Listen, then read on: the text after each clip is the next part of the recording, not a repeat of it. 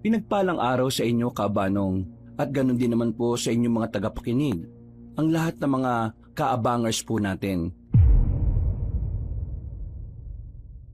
Ang kwentong ito ay tungkol sa pinakamabangis na albularyo ng Romblon.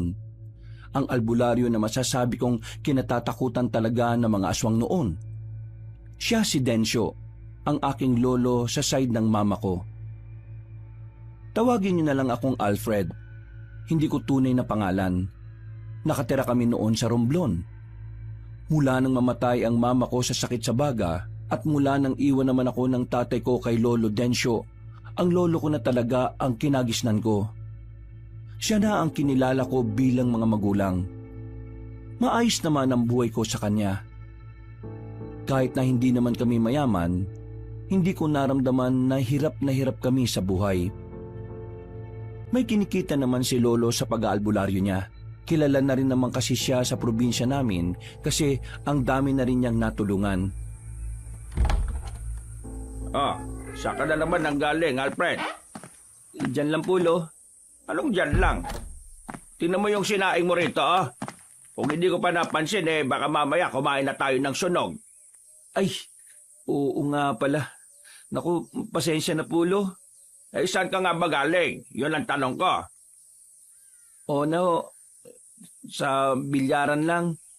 Tinalo ko lang naman yung mga mahihinang nilalang. Halika rito. Bakit po, Lo? Basta, halika rito. Rico, nakakurot naman to. Umayos ka, Alfred, ha? Nainis na ako sa ugali mo.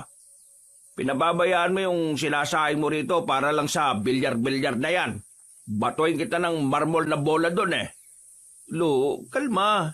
Sinaing lang naman yan, Kahit anong oras, pwede naman tayo magsaing uli. Pero itong naipanalo ko sa bilyar, ngayon lang to. Tingnan nyo to, Dami, hindi ba? May pang-ambag na ako dito sa bahay. Wala nang masasabi sa akin yung mga chismosa dyan. Dami kong pera ngayon, Alfred, kaya ka ba nakipagpustahan kasi apektado ka sa mga sinasabi nila? Opo. Mga epal sila, Chinichismis nila ako na palamunin lang daw ako dito sa atin. Kung hindi naman ako madaling hingalin, di sana nandun pa rin ako sa trabaho ko. Wala talagang magawa yung mga chismosa na yan, Ngayon lang naman ako nawalan ng trabaho. Grabe na sila gumawa ng kwento. Mga buang. Alfred, hindi kita tinitingnan na pabigat dito sa bahay. Alam ko ang kondisyon mo. At kilala naman kita. Mas ako nga ang nakakilala sa'yo kaysa sa ibang tao, Kaya, wag mo nang isipin yung sinasabi ng mga ibang tao dyan. Hindi kasi ako sanay, Dati naman kasi hindi sila ganun sa akin. Alam mo, Alfred, ganun talaga ang ibang tao. Kapag may pakinabang ka, okay ka sa kanila. Kapag wala ka ng pakinabang, sisiraan ka na. Pero ang pamilya mo, hindi gagawin yun sa'yo. Kaya nga, Lo, Noong may trabaho akong matino, panay ang utang sa akin ng chismosang yun, Tapos ngayon, ako na yung pulutan nila sa usapan. Basta ikaw, huwag ka na mag-isip ng kung ano-ano. Naintindihan mo ba ako? Opo, Lo. Huwag mong pasinin yung mga taong wala namang magandang may dudulot sa'yo. Lo, ano nga palang balita dun sa lalaking aswang na hinahanap mo nung nakaraan? Nahanap na namin ng mga tropa. Ano pong nangyari? Ano pa ba? Di pinatay namin. Aswang yun, Baka makagawa pa ng hindi maganda yun sa mga tao. Mabuti nga't nalaman namin agad na may aswang sa kabilang baryo. Kung hindi, baka nakapagparami pa. Hindi na ba talaga mauubos yung mga aswang na yan? Malapit-lapit na. Nararamdaman ko na ang pagkatalo nila. Hinihintay na lang ang tamang pagkakataon. Bumuntong hininga na lang ako. Sanay na sanay naman ako sa usapang aswang, Kabanong. Bata pa lang naman kasi ako, yun na ang bukang bibig ng lolo ko. Habang nagkakamuwang ako, para bang naging normal na lang din sa akin ang tungkol sa mga aswang. Sa kabila ng pagiging exposed ko tungkol doon, hindi pa naman ako nakakakita ng mga aswang. Basta alam ko lang ang itsura ng aswang base sa kwento sa akin ni Lolo. Mabilis na lumipas sa mga sandali. Sumapit na rin ang gabi. Pagkatapos namin kumain ni Lolo, ay nagpaalam na muna ako sa kanya. Sinabi kong dadalawin ko lang ang kaibigan ko. Pero ang totoo ay pupunta lang ako ulit sa bilyaran. Para kasing hindi ako makakatulog kapag hindi ako nakapaglaro sa gabi. O pre! Oh, nabuhay ka. Paliw, di naman ako namatay eh. Naging abala lang. Tapos na yung kontrata ko eh. 7 araw lang naman yun. Namiss mo ako, no? Ew, kadiri ka. Anong namiss? Pwe, chicks ka ba? Saan ba punta mo? Sa bilyaran. Peperahan ko lang yung mga mahihinang nila lang dun. Sama ka na lang sa akin, pre. Saan mo naman ba ako dadalin? Sa chill-chill na lugar. May pera ka ba dyan? Magre-relax lang naman tayo dun eh. O sige, libre ko. Marami akong pera ngayon. Hindi ako pwede. Papapagalitan ako ni Lolo. Kapag ganitong gabi na, hindi na ako pwedeng lumayo-layo. Alam mo naman na hindi pa tapos yung problema sa mga aswang. Pambira. Aswang-aswang pa rin? Wala namang ganyan eh. Uy, sira ulo. Alam ko na alam mong meron. Kahit tatay mo naniniwala rin eh. Ang ibig kong sabihin, sa panahon natin ngayon, wala nang aswang. Kung noon, oo, meron. Pero ngayon, malabo na yan, pre. Nitong nakaraan nga lang eh, may napas lang na aswang sila Lolo. Lalaking aswang. Kaya anong sinasabi mong wala na ang mga aswang? Palibasa, puro pambababae yung ginagawa mo eh. Nagtatrabaho ka siguro ng ilang araw para lang may pambabae ka eh, no? Galing mo ah. Paano mo nalaman yon? Bata pa lang tayo, kilala na kita eh. Diyos ko, baka nga yung pose kapag nilagyan ng palda eh, baby rain mo rin eh. Uy, grabe ka naman sa akin. Hindi naman ako ganyang kahayok, no? O sige na, pumunta ka na kung saan ka pupunta. Magbibilyar na ako.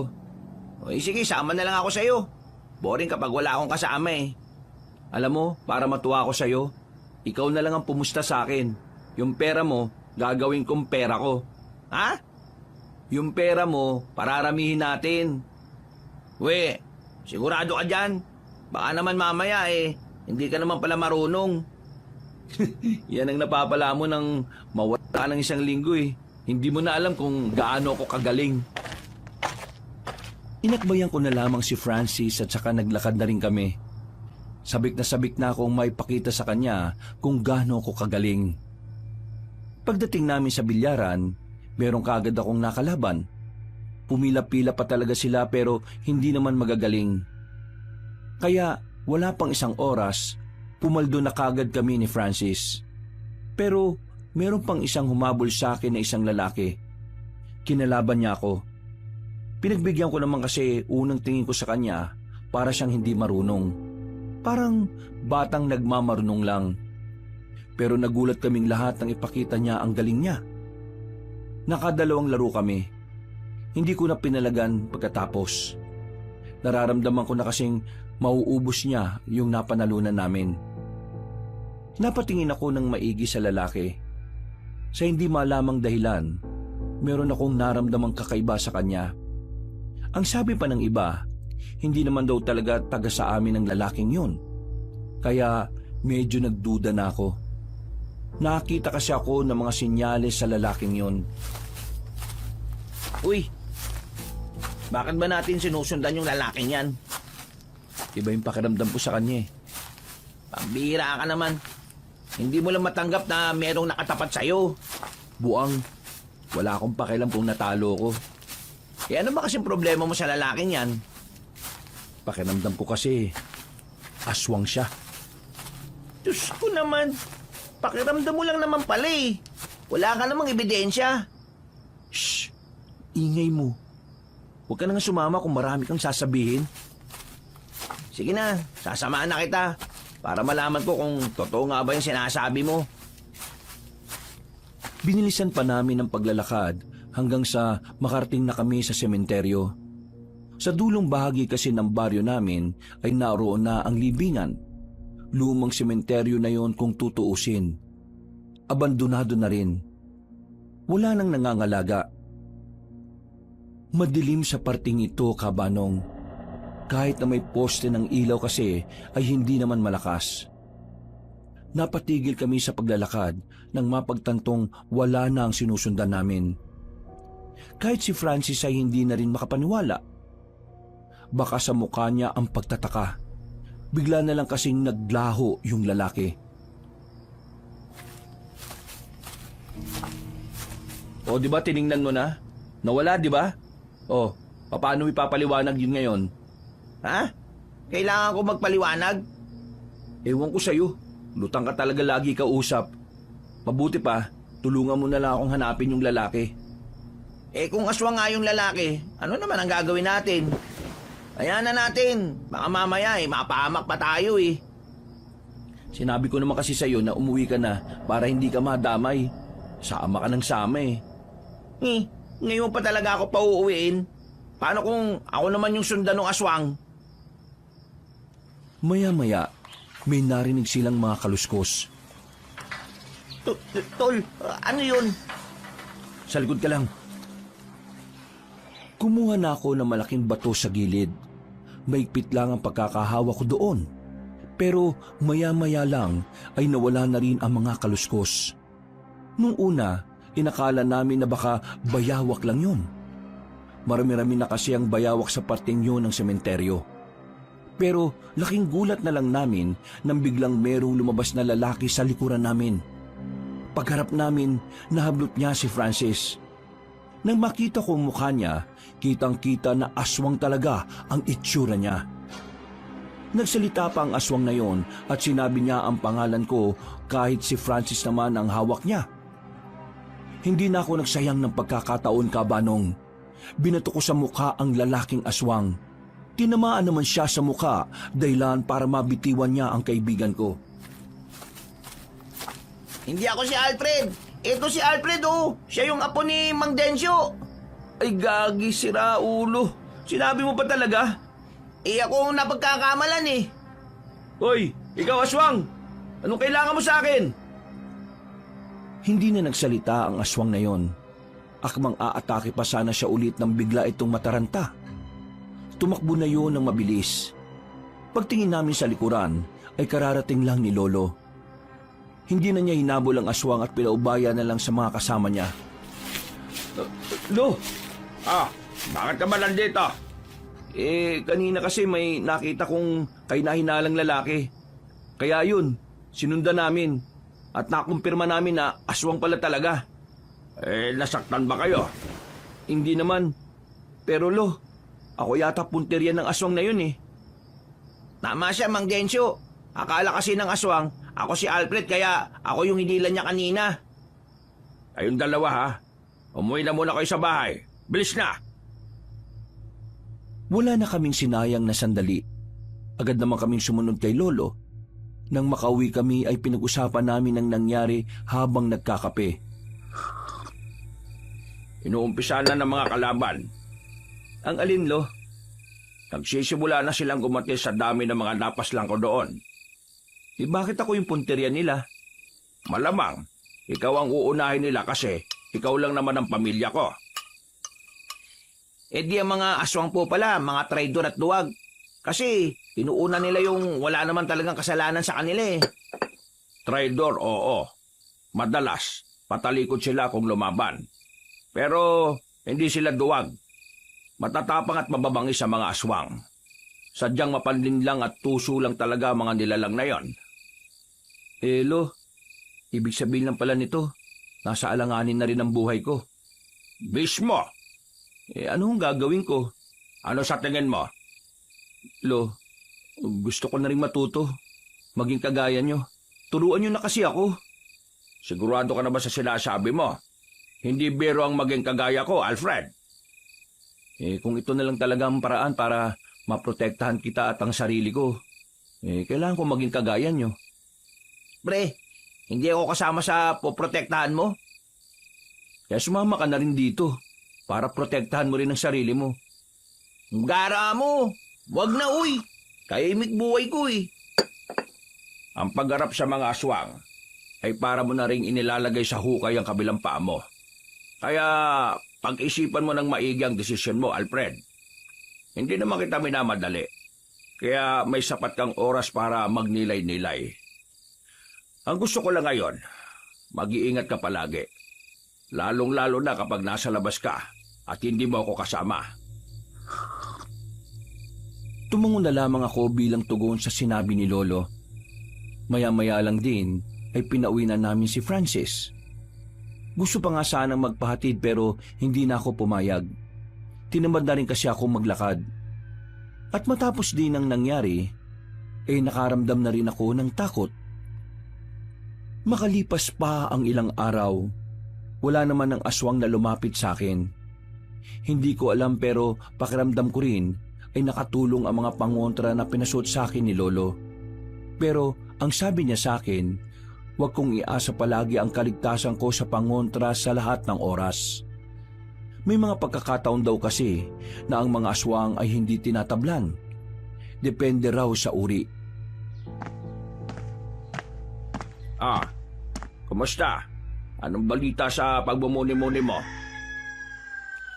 Lo, buo na talaga loob ko. Gusto ko na talaga. Kung ganun sumama ka na sa akin bukas. May pupuntahan tayo. Saan ho? May tutugisin na tayong aswang kaagad? Hindi. Meron akong kakausapin na tao. Ayon sa nakarating na impormasyon sa akin, itong tao na ito maraming nalalaman tungkol sa mga aswang. Kaya kailangan kita. Kung ganun palag ako dyan, Lo. Yun lang naman pala Nung umagang yon, Kabanong, bigla na lang akong nasabik. Pakiramdam ko, masayang makisama kay Lolo. Hindi ko pa naiisip ang mga panganib na maaari naming harapin. Kaya para bang isa lang akong bata na tuwang-tuwa dahil meron kaming pupuntahan. Kinabukasan, maaga pa lang ay umalis na kami ng bahay. Pero hapon na kaming nakarating sa destinasyon namin. Ang dami pa rin kasi naming dinaanan. Puro sementado na mga bahay dito, Lo Kaya ang sabi nila, may mga kaya na daw mga nakatira dito. Kaya sementado lahat ng bahay. Yun ang sabi nila. Yung pupuntahan po ba natin, kilala nyo? Hindi ko kilala. Pero nababanggit na sa akin ng mga tropa. Sila kasi yung una kong pinapunta. Pero dahil hindi sila nagtagumpay na makakuha ng impormasyon, kinailangan ko ng kumilos. Mahalaga ang kahit na anong impormasyon tungkol sa mga aswang. Kaya hindi tayo dapat nagsasayang ng oras. Naglakad na rin kami papasok ng baryo. Napapatingin pa ako sa bawat madaraanan namin. Mukha namang normal ang mga naroon at wala akong nakitang aswang. Pagdating namin sa bandang gitna ng baryo, tumigil kami sa isang bahay na kulay puti. Malawak ang bakuran, malinis at maraming tanim na kung ano-ano. Eto na nga yun. Sandali lang, Lo. Baka mamaya may aso dyan, makagat ka pa. Aswang nga, ilang beses na akong kinagat, ayos lang Sa aso pa ba ako matatakot? Kumamot na lamang ako ng ulo. Ginalaw na rin kasi ni Lolo o nakasabit na maliit na kampana sa bakuran. Ilang sandali lang, isang matandang babae ang lumabas ng bahay. Kahit matanda na, kita ko ang namumulang labi nito. Meron ding makeup sa muka na parabang nasubsob sa arena sa sobrang puti. Napatingin agad sa akin ang matandang babae na parabang matagal na niya akong kilala. Romana? Ikaw ba si Romana? Oo, ako nga. Bakit? Sino ba kayo? Ako si Mang Densyo, isang albularyo mula sa baryo ng Magdangal. Narito ako para pag-usapan yung tungkol sa mga nalalaman mo sa mga aswang.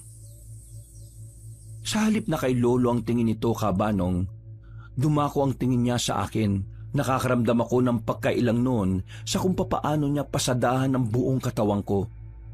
Kinalabit ko na nga si Lolo. Tila naramdaman din niya ang nararamdaman ko. Pwede ba kitang makausap tungkol sa bagay na yon? Kailangan ko mga hawak mong impormasyon. Dahil ngayon unti-unti na silang nagpaparamdam. Hindi ako nagbibigay ng impormasyon ng libre. Kung gano'n magkano bang kailangan mo? Hindi ko kailangan ng pera. Ang kailangan ko, halik. Naubobo ako nung mga oras na yon, Kabanong, nang marinig ko ang sinabi ni Aling Romana. Natawa pa ako kasi akala ko si Lolo ang gusto niyang halikan. Natatawa na lang din si Lolo noon. Hindi kasi talaga namin inaasahan ang sasabihin ng matandang babae. Pasensya ka na. Pero ang labi kong ito pagmamay-ari na ng asawa ko. At kahit wala na siya sa mundo, hindi ko ito ibibigay sa iba. Sino ba kasing nagsabi na ikaw ang gusto kong halikan? Nagtindigan ng balahibo ko noon, Kabanong. Nagtago agad ako sa likod ni Lolo. Kinikilabutan ako sa mga sinasabi niya. Nakangiti pa siya sa akin na malagkit. Pero sa halip na maakit ako, nandidiri ako sa kanya. Isang halik, isang impormasyon na katumbas. Halik sa alba. Sa labi. Uy, ano ka swerte? Wala pa nga akong first kiss tapos ikaw gusto mo mauna? Kung ganon, mas masarap pala ang unang halik. Lo, ayoko. Para akong halik sa bangkay niyan. Eto ang sinasabi ko sa iyo, Alfred. Dapat pinag-iisipan mo ng maigi ang pagiging manunugis. Kasi kung ganitong hindi mo kayang magsakripisyo, hindi ka na dapat pumasok sa ganito. Lo naman, paano ko magsasakripisyo ng ganyan? Mas maganda pa yatang magpalapa na lang ako sa aswang kaysa lapain niya yung labi ko. Kaya nga kita sinama rito kasi ikaw ang kailangan ko. Ibig sabihin, alam niyo na ito bago pa tayo pumunta rito? Nasabi sa akin ng mga tropa, pero hindi ko naman inakala na totoo pala. O ano, magpapahalik ka ba sa akin o wala kayong makukuhang impormasyon? Apo, isipin mo na lang na ito ang pinakamalaking sakripisyong gagawin mo para sa maraming buhay. Madali lang kasing magsalita para sa inyo. Tingnan nyo nga yan, Lo. Parang inaagnas na yan. Ano, maghihintay pa ba ako? Kapag nagbago ang isip ko, wala na kayong aasahan sa akin. Sa iba na ninyo hanapin ang impormasyon na kailangan ninyo. Apo, magdesisyon ka na. Isipin mo na lang na kapag hindi natin nalaman ang impormasyon na hawak niya baka maraming buhay ang mawala. Pambihira naman, Lo. Talagang kinokonsensya niyo ako. Sige na, Alfred. Sa'yo nakasalalay ang progreso ng misyon nating dalawa. Gusto mong maging ganap na manunugis kagaya ko dito? Dapat, kaya mong tiisin ang mga ganitong sitwasyon. Huminga na lang ako ng malalim. Tumingin ako sa mukha ni Aling Romana. Noong mga sandaling yon, pakiramdam ko ay hahalik ako sa kamatayan. Nakanguso pa ang labi niya kahit na hindi pa naman ako pumapayag. Naiisip ko pa lang na maglalapat ang labi namin na matandang yon para na akong nasusuka. Pero naiisip ko rin ang mga taong umaasa sa ginagawa naming misyon. Isa pa, bago pa lang ako sa larangan kaya yun ang unang pagkakataon na meron akong may aambag. Napalunok ako ng laway, Kabanong. Pumikit ako sandali at saka nagdasal. Saglit lang at dampi lang. Baka naman laplapin mo pa ako. Maglalapat ang labi nating dalawa ng 10 segundo. Ano? 10 segundo? Pambira naman Ano, papayag ka o aayaw na ako? Naubos na ang pasensya ko. Oo na. Visit na buhay to. 10 segundo lang Apo, isipin mo na lang na humalik ka sa puwet ng kalabaw. Dahan-dahan na akong lumapit sa matandang babae, Kabanong. Parang anumang oras masusuntok ko siya dahil sa tingin niya sa akin. Pero kailangan kong tiisin yon. Kailangan kong isugal ng panandalian ng dangal ko. Hinawakan ni Aling Romana ang magkabilang pisngi ko. Naramdaman ko kaagad ang magaspang at kulubot niyang kamay. Kinilabutan ako, pero inisip ko na lang na gagawin ko yon hindi para sa sarili ko, kundi para sa mas maraming tao na umaasa sa kapayapaan. Pagpikit ko ng mga mata ko, Saka dinikit ni Aling Romana ang kanyang labi sa labi ko. Nagtindigan ang balahibo ko sa buong katawan. Yung 10 segundo na yon, parang sobrang tagal.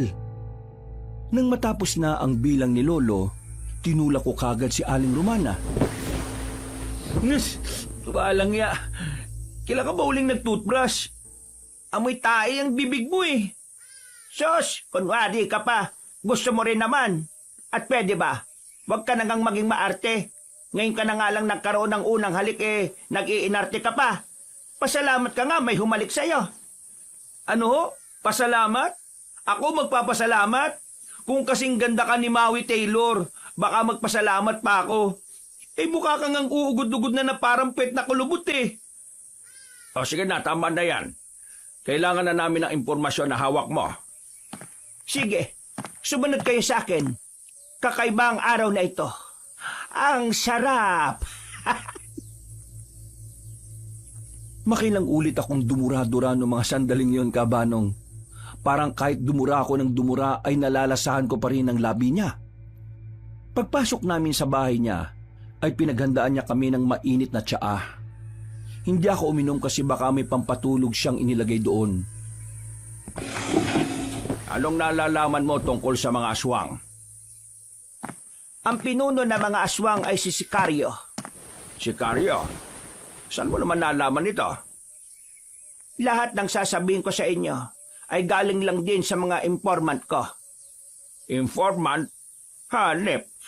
Parang pulis lang ah. Si Sicario ang pinuno. Marami din siyang galamay. Ayon sa mga tao ko, si Sicario mismo ang gumagala-gala para makapaghanap ng baryo na masasakop. Pero meron siyang kanang kamay. Hindi ko alam kung babae o lalaki. Pero ang sabi nila, itong kanang kamay niya, yun na nag-aasikaso ng lahat. Kasama na roon ang paghahanap sa iyo, Densyo. Ibig sabihin uunahin pala talaga nila ako? Oo, uunahin ka naman talaga nila kasi ikaw ang pinakakilalang albularyo dito sa Romblon. Wala ba talaga kayong ideya kung sino o ano man lang yung itsura ng kanang kamay? Kung meron lang di kanina ko pa sinabi. Ano pa yung mga nalalaman mo? Alam ko rin kung saan ang isa nilang kampo. Kampo ng mga aswang?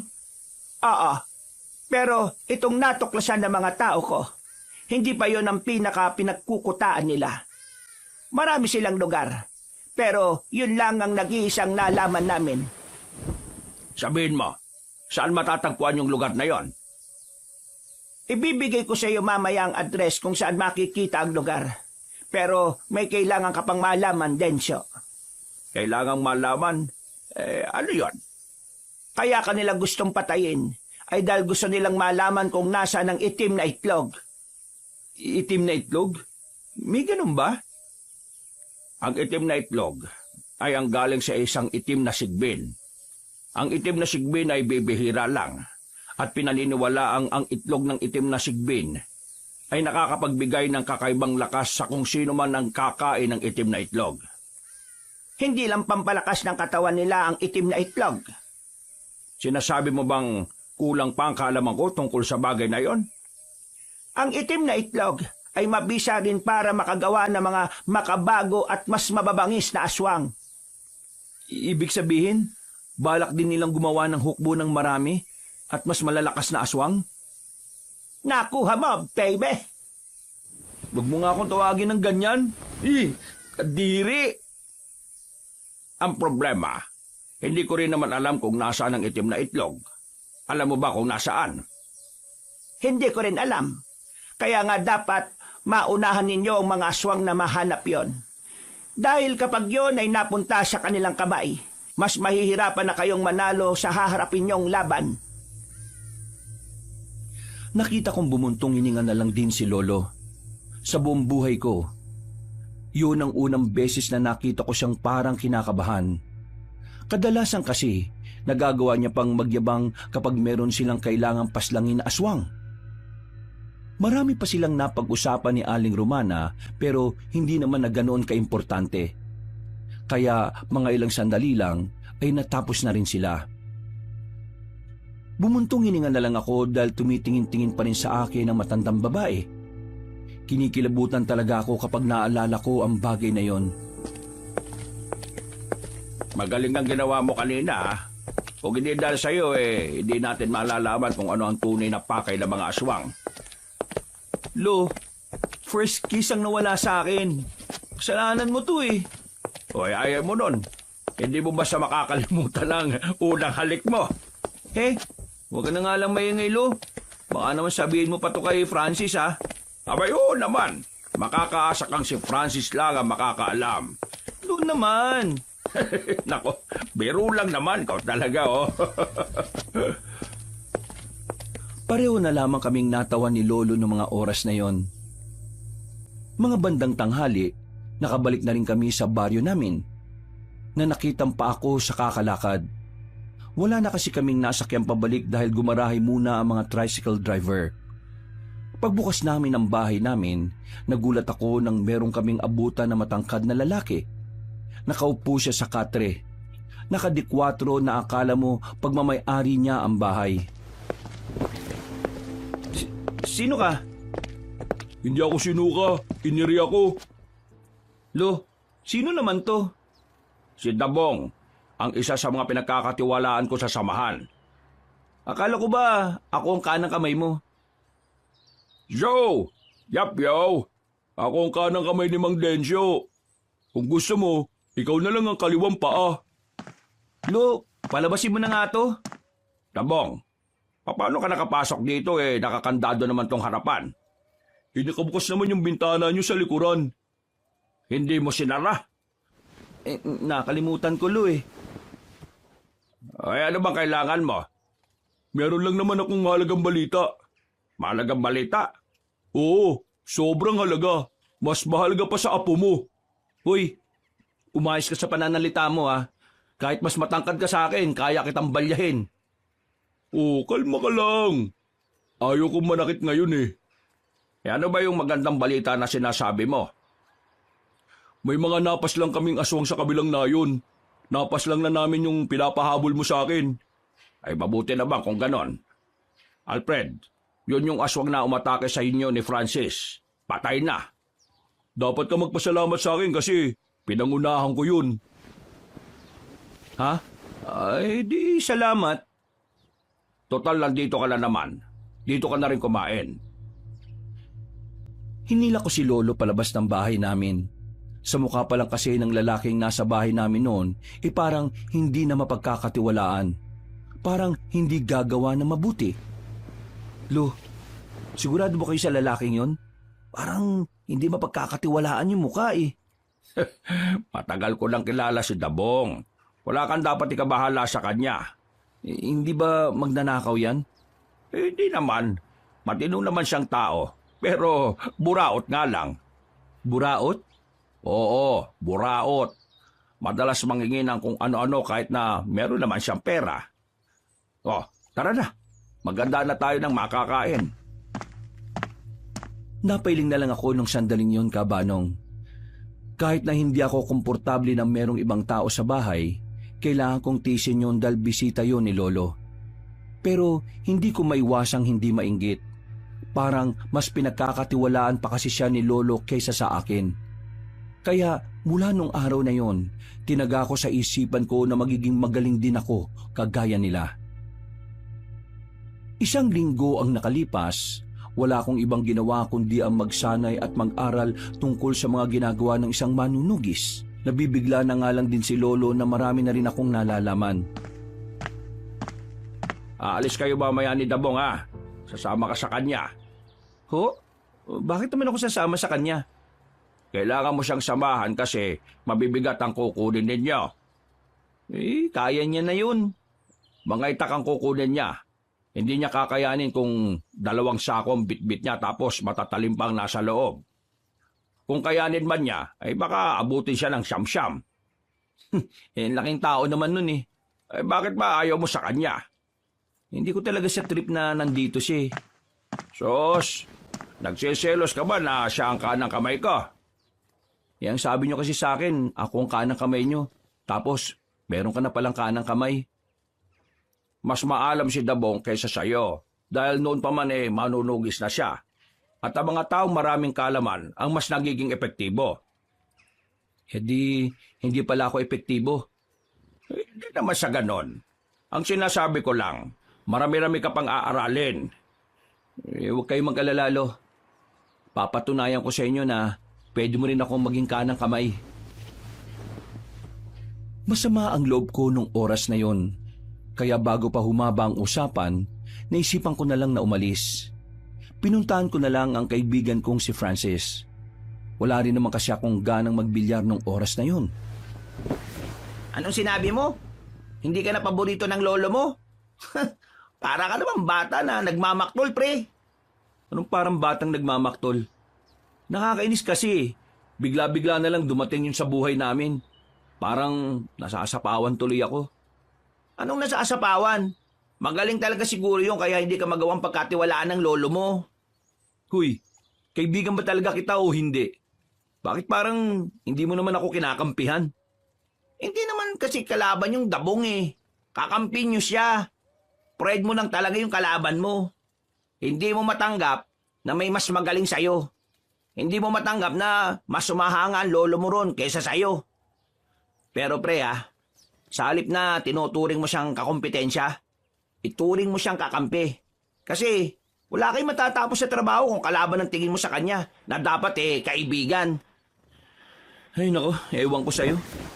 Basta, hindi lang talaga siguro ako sanay na merong ibang napapansin ng lolo ko. Bumuntong hininga na lamang ako. Naiintindihan ko naman ang punto ni Francis. Totoo naman ang mga sinabi niya. Pero sadyang mahirap lang talaga sigurong tanggapin ang katotohanang hindi sa lahat ng oras ay tayo ang magaling. Matapos namin mag-usap ni Francis, kahit na papaano ay nalinawan ako. Naging kalmado na rin ang utak ko. Bandang hapon naman, dumating si Dabong. Sa labas pa lang, nakikita ko na kagad ang nakakairita niyang mukha. Oh, Alfred! Magsapatos ka na, aalis na tayo. Bakit kailangan magsapatos? Ikaw nga nakatsinelas lang. Magsapatos ka para mukha kang lihito mong runner. Tatakbo kapag nagkagulo. Lo, pagsabihan mo nga to. Ay, haba na yan. Ang mabuti pa umalis na kayo. Kailangan na mamayang gabi ang mga itak para maibigay na sa iba natin mga kasama. Di tara na. Baka mamaya abutan pa tayo ng ulan. Bumuntong hininga na lang ako ng mga sandaling yon. Hindi ko na lang pinansin ang mga sinabi niya. Nang makasakay na kami ay tumingin na lang ako sa malayo kahit na daldal siya ng daldal. Halos 1 oras din ang biyahe namin. Hindi naman sobrang layo pero bumagal lang kami dahil sa malulubak naming nadaraanan. Oh, nandito na tayo. Anong lugar to? Baryo to ng San Isidro. Dito talaga kinukuha yung mga dekalidad na mga itak. Akala ko ba sa bayan? Bayan? Baryong natatandaan kong sinabi ni Mang Densyo. Bungol ka talaga. Ay naku, dami pang satsat. Tara na nga. Nauna na akong naglakad papasok sa baryong yon.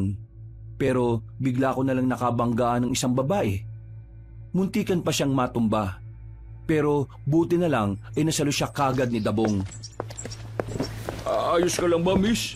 Pasensya ka na sa kasama ko, ha? Kasi hindi gumagana yata yung mata niya, Ayos lang ako. Kasalanan ko rin naman kasi hindi ako tumitingin sa dinaraanan ko. Buti na lang alam mo. Pasensya na talaga Hindi mo kailangang humingi ng pasensya, miss. Kasalanan yun ng kasama ko dahil siya ang... Hoy, huwag kang pasikat. Nakakita ka lang ng babae, nagiging makata ka na. Makata naman talaga ako Makata ang puso ko sa mga kababaihan na kagaya niya. Kung ikaw, hindi ko kagaya, marahil ay isa kang taksil na... Huwag na kayo mag-away. Magkapatid kayo. Dapat magmahalan kayo. Ha? Sa mukha niyang yan, iisipin mo magkapatid kami? Ikaw yata bulag, miss Hindi ba kayo magkapatid? Malabong magkaroon ako ng kapatid na mahina, no? Kung kanina ka pa umalis, miss, di sana tapos na usapan. Huwag mo siyang intindihin, Binibini. Ako ang tingnan mo. Nais kong malaman ang iyong pangalan. Ano ang pangalan ng isang kagaya mo? Busal? Busal ang pangalan ko. Dabong naman ang aking pangalan. Isang pangalan na nagmula sa pinakamabangis na mandirigma ng norte. Bida-bida, mayabang, papansin. O sige na, aalis na ako. Pasensya na ulit kung hindi ako nakatingin kasalanan ko. Teka, sandali. Bakit? Maari mo bang ituro sa amin kung saan ang bahay ni Mang Tokek? Hindi ko siya kilala Bago lang din kasi ako dito sa baryong to. Ganun ba, Binibini? Walang problema. Ako na ang bahala. Ngumiti na sa amin ang malapad ang babae. Aminado kong maganda talaga siya. Maputi, makinis ang balat. Parang hindi man lang tinatabla ng tigyawat ang muka. Nang maglakad na yun papalayo, napansin naman namin ang magandang hubog ng katawan nun. Parang asong naglalaway naman si Dabong habang pinagmamasdan ng babae na papalayo. Hindi pa siya matatauhan kung hindi ko tatapikin ng malakas sa balikat. Uy, kung makatapi ka naman sa balikat ko, parang close tayong dalawa. Para ka kasing asong baliw dyan Nauna na ako naglakad at hindi ko na siya hinintay pa. Sumunod din naman siya kaagad. Mga ilang sandali lang, nakita na rin namin ang bahay na matandang si Tokek. Paglapit namin doon, ay tumingin pa siya sa amin ng seryoso. Pinasadaan niya kami mula ulo hanggang paa. Pinadala kami rito ni Mang Densyo para kunin yung mga itak na binili ng samahan namin. Tumingin na masama sa amin na matanda.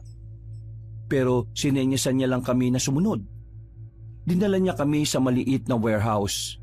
Nakalatag na sa mahabang lamesa ang mga bagong gawang itak. Meron pang mga disenyo sa hawakan. Palima kong namangha sa mga nakikita ko. Yung kasi ang unang beses na nakakita ko ng ganong karaming itak. Yan lahat ang gagamitin ng mga kasama natin sa pakikipaglaban. Bakit kailangan bumili? Wala na ba yung mga lumang itak? Taon-taon kailangan palitan ng mga lumang itak. Kasi mga bago, idinadaan pa sila sa mga ritual para mas maging epektibong panlaban sa mga masasamang nilalang. Ritual? Ano mangyayari? Magkakaroon ng kapangyarihan? Bakit ka natatawa sa kapangyarihan? Hindi mo ba alam na si Mang Densyo may kapangyarihan? Ha? Kapangyarihan? Anong pinagsasabi mo? Wala ka pala talagang alam no? Anong kapangyarihan ni Lolo? Mas maganda sana, ikaw na lang ang magtanong sa kanya. Wala akong karapatan na sabihin sa'yo kung ano man yun. Lumapit na lamang si Dabong sa mga itak. Habang ako naman, naiwang nakatayo habang napapaisip. Nung oras na yon, pakiramdam ko naman ay nagsasabi ng totoo si Dabong tungkol sa kapangyarihan ni Lolo. Unang beses ko lang kasing nakitang mukha niya na seryoso. Parang yun din ang unang pagkakataon na may nasabi siyang matino. Matapos naming usisain ang mga itak, ay agad na rin naming binalot isa-isa ng tela. Inilagay namin sa mga sako. Nang magkaabutan na ng kabuang bayad ay umalis na rin kami. Habang nasa biyahe, tahimik lang si Dabong. Nang makabalik naman na kami sa baryo, sa bahay namin mismo ibinagsak ang mga bagong itak. Wala si Lolo nung oras na yon, kaya kami na lang muna ang nagsalansan. Pagsapit ng gabi, dumating ang mga manunugis mula sa iba't ibang baryo. Dito na nagsimulang ipamigay ni Lolo ang mga itak. Habang ako, hindi ko alam kung bakit wala akong natanggap noon. Sige na mga kasama, makakauwi na kayo. Ipapatawag ko na lang kayo kapag may mga dapat pa tayong pag-usapan. Naglakad na rin palis ang ibang manunugis. Gabi na sila natapos sa pag-uusap, habang ako nagmumukmuk lang sa loob ng bahay. Hindi ko kasi matanggap na wala akong natanggap na sandata. Halos lahat meron, pero ako, hindi man lang ako naalala ni Lolo. Nasa loob lang ako, nagbabasa ng kung ano-ano nang pumasok na si Lolo. Nilapitan niya ako at tinabihan sa katre. Tahimik lang ako. Hindi ko siya kinikibo. Alam ko kung bakit ka tahimik. Iniisip mo ba kung bakit hindi kita binigyan ng sandata? Tinigil ko sandali ang ginagawa ko. Tumingin ako sa kanya ng seryoso. Napansin ko na medyo natatawa siya, kaya mas lalo kong nainis. Tumayo ako sa harapan niya at binitiwan ng libro. Anong nakakatawa, Lo? Napapansin ko, parang wala ka naman pakialam sa akin eh. Ginagawa ko makakaya ko para maging kagaya nyo. Pero ngayon, pinagmumukha nyo akong tanga. Hintay ako ng hintay, pero wala naman pala ako napala. Naiintindihan kita. Pero bago ka magalit sa akin, sumunod ka muna sa akin. Oh, saan naman tayo pupunta? Basta, sumunod ka sa akin para maintindihan mo kung bakit hindi kita binigyan ng sandata kanina. Dahil sa kuryosidad, sinundan ko na lang si Lolo. Naglakad kami noon patungo sa dulo ng baryo kung saan naroon ang abandonadong sementeryo. Habang nadadaanan namin ang mga lumang puntod at nicho, hindi ko maiwasang hindi mawirduhan kay Lolo. Hindi kasi siya nagsasalita. Tahimik lang habang nakatingin sa dinaraanan namin. At parang hindi niya rin ako naririnig. Ilang sandali pa, tumigil na kami sa harapan ng isang malaking puntod. Naunang naglakad si Lolo patungo sa likuran nun. Ako naman ay nakatigil lang. Lo, anong gagawin niyo dyan? Sumama ka na lang kung gusto mong malaman. Papasok ka sa nichong yan? Ano bang meron sa likod niyan? Ang kulit mo. Sumama ka na nga lang. Napapailing na lang ako. Kahit na nahihiwagaan na ako noong mga oras na yon, ay sinundan ko na lang din siya. Pagtingin ko sa likuran ng nicho, may nakita akong maliit na pinto doon. Hindi ko inakala na meron palang daan doon pababa. Namangha ako, kasi sa mga pelikula ko lang nakikita mga ganon. Pagbaba namin doon, may sinindihan lang si Lolo na malaking gasera. Bumungad sa akin ang tila isang kwarto na maraming nakasabit na sandata sa mga pader. Naroon din ang ibang kasuotan na parang ginamit pa ng mga sinaunang Pilipino. Hindi ko inakala na may ganito ka palang tinatago, Lo. Mula pagkabata ko, wala kang nasabi na ganito ah. Marami akong hindi sinasabi sa iyo noon dahil wala ka pa sa tamang edad. Bakit ngayon? Kaya niyo ba ito sinasabi sa akin kasi tingin niyo nasa tamang edad na ako? Hindi. Sinasabi ko ito sa iyo kasi alam kong handa ka na. Ano po yung mga yan? Parang panahon pa ng Kastila yung mga kasuotan na yan eh. Etong isa, yan ang huling suot ng unang manunugis dito sa Romblon. Kinuha yung kasuotan na yan nang maagnas na siya sa ilalim ng lupa. Ito namang tatlo, yan ang damit ng tatlong alalay niya. Ang tatlong alalay niya na hindi siya iniwan hanggang sa kamatayan. Ganun ba? Ano naman meron at bakit niyo ako dinala rito? Kasi, ibibigay ko sa iyo ang karapat-dapat na sandata para sa iyo. Eto, isang katana. Teka, bakit putol yan? Hindi yan putol. Tingnan mo itong bandang gitna. Mula rito sa dulo hanggang dito sa gitna. Yan lang ang talim niyan. Mula gitna pababa. Hindi na yan kasama. Itong dalawa ay ipinagdurugtong ng tornilyo. Kakaiba pala yan ha. Ito ang ginagamit ko noon. Alam kong kaya mong gamitin ito dahil bukal ang puso mo. Bakit hindi na yan yung ginagamit nyo? Dahil hindi na ako kinikilala ng katanang yan bilang amo niya. Ho? Nangingilala to? Ano to, may buhay? Bakit? Akala mo ba bibigyan kita ng katana na pangkaraniwan? Malakas yan. Hindi yan basta-basta. May buhay. Parang tao rin. Teka Lo, windang ako eh. Sige, ano pa yung sasabihin nyo? Kaya hindi ko na yan nagagamit dahil sa nangyari noon. Isang malakas na aswang ang nakalabang ko noong araw. Binata pa ako. muntikan na ako mamatay. Pero may isang elemento ang nagligtas sa akin. Isang demonyo. Dahil iniligtas niya ako, parang naging utang ko ang buhay ko sa kanya. Bilang kabayaran, para makaalis siya sa pagkakakulong sa isang matandang puno, pumasok siya sa katawan ko. Ano ho? Ibig sabihin, may demonyo sa katawan nyo? Oo, pero ang demonyong nasa loob ng katawan ko ay hindi naman masama. Ano? Teka. Nalalabuan ako eh. Demonyong hindi masama? Ano yun? Meron ba nun? Ibig kong sabihin, dati siyang anghel na naging demonyo dahil sa sumpa ng mga bathala.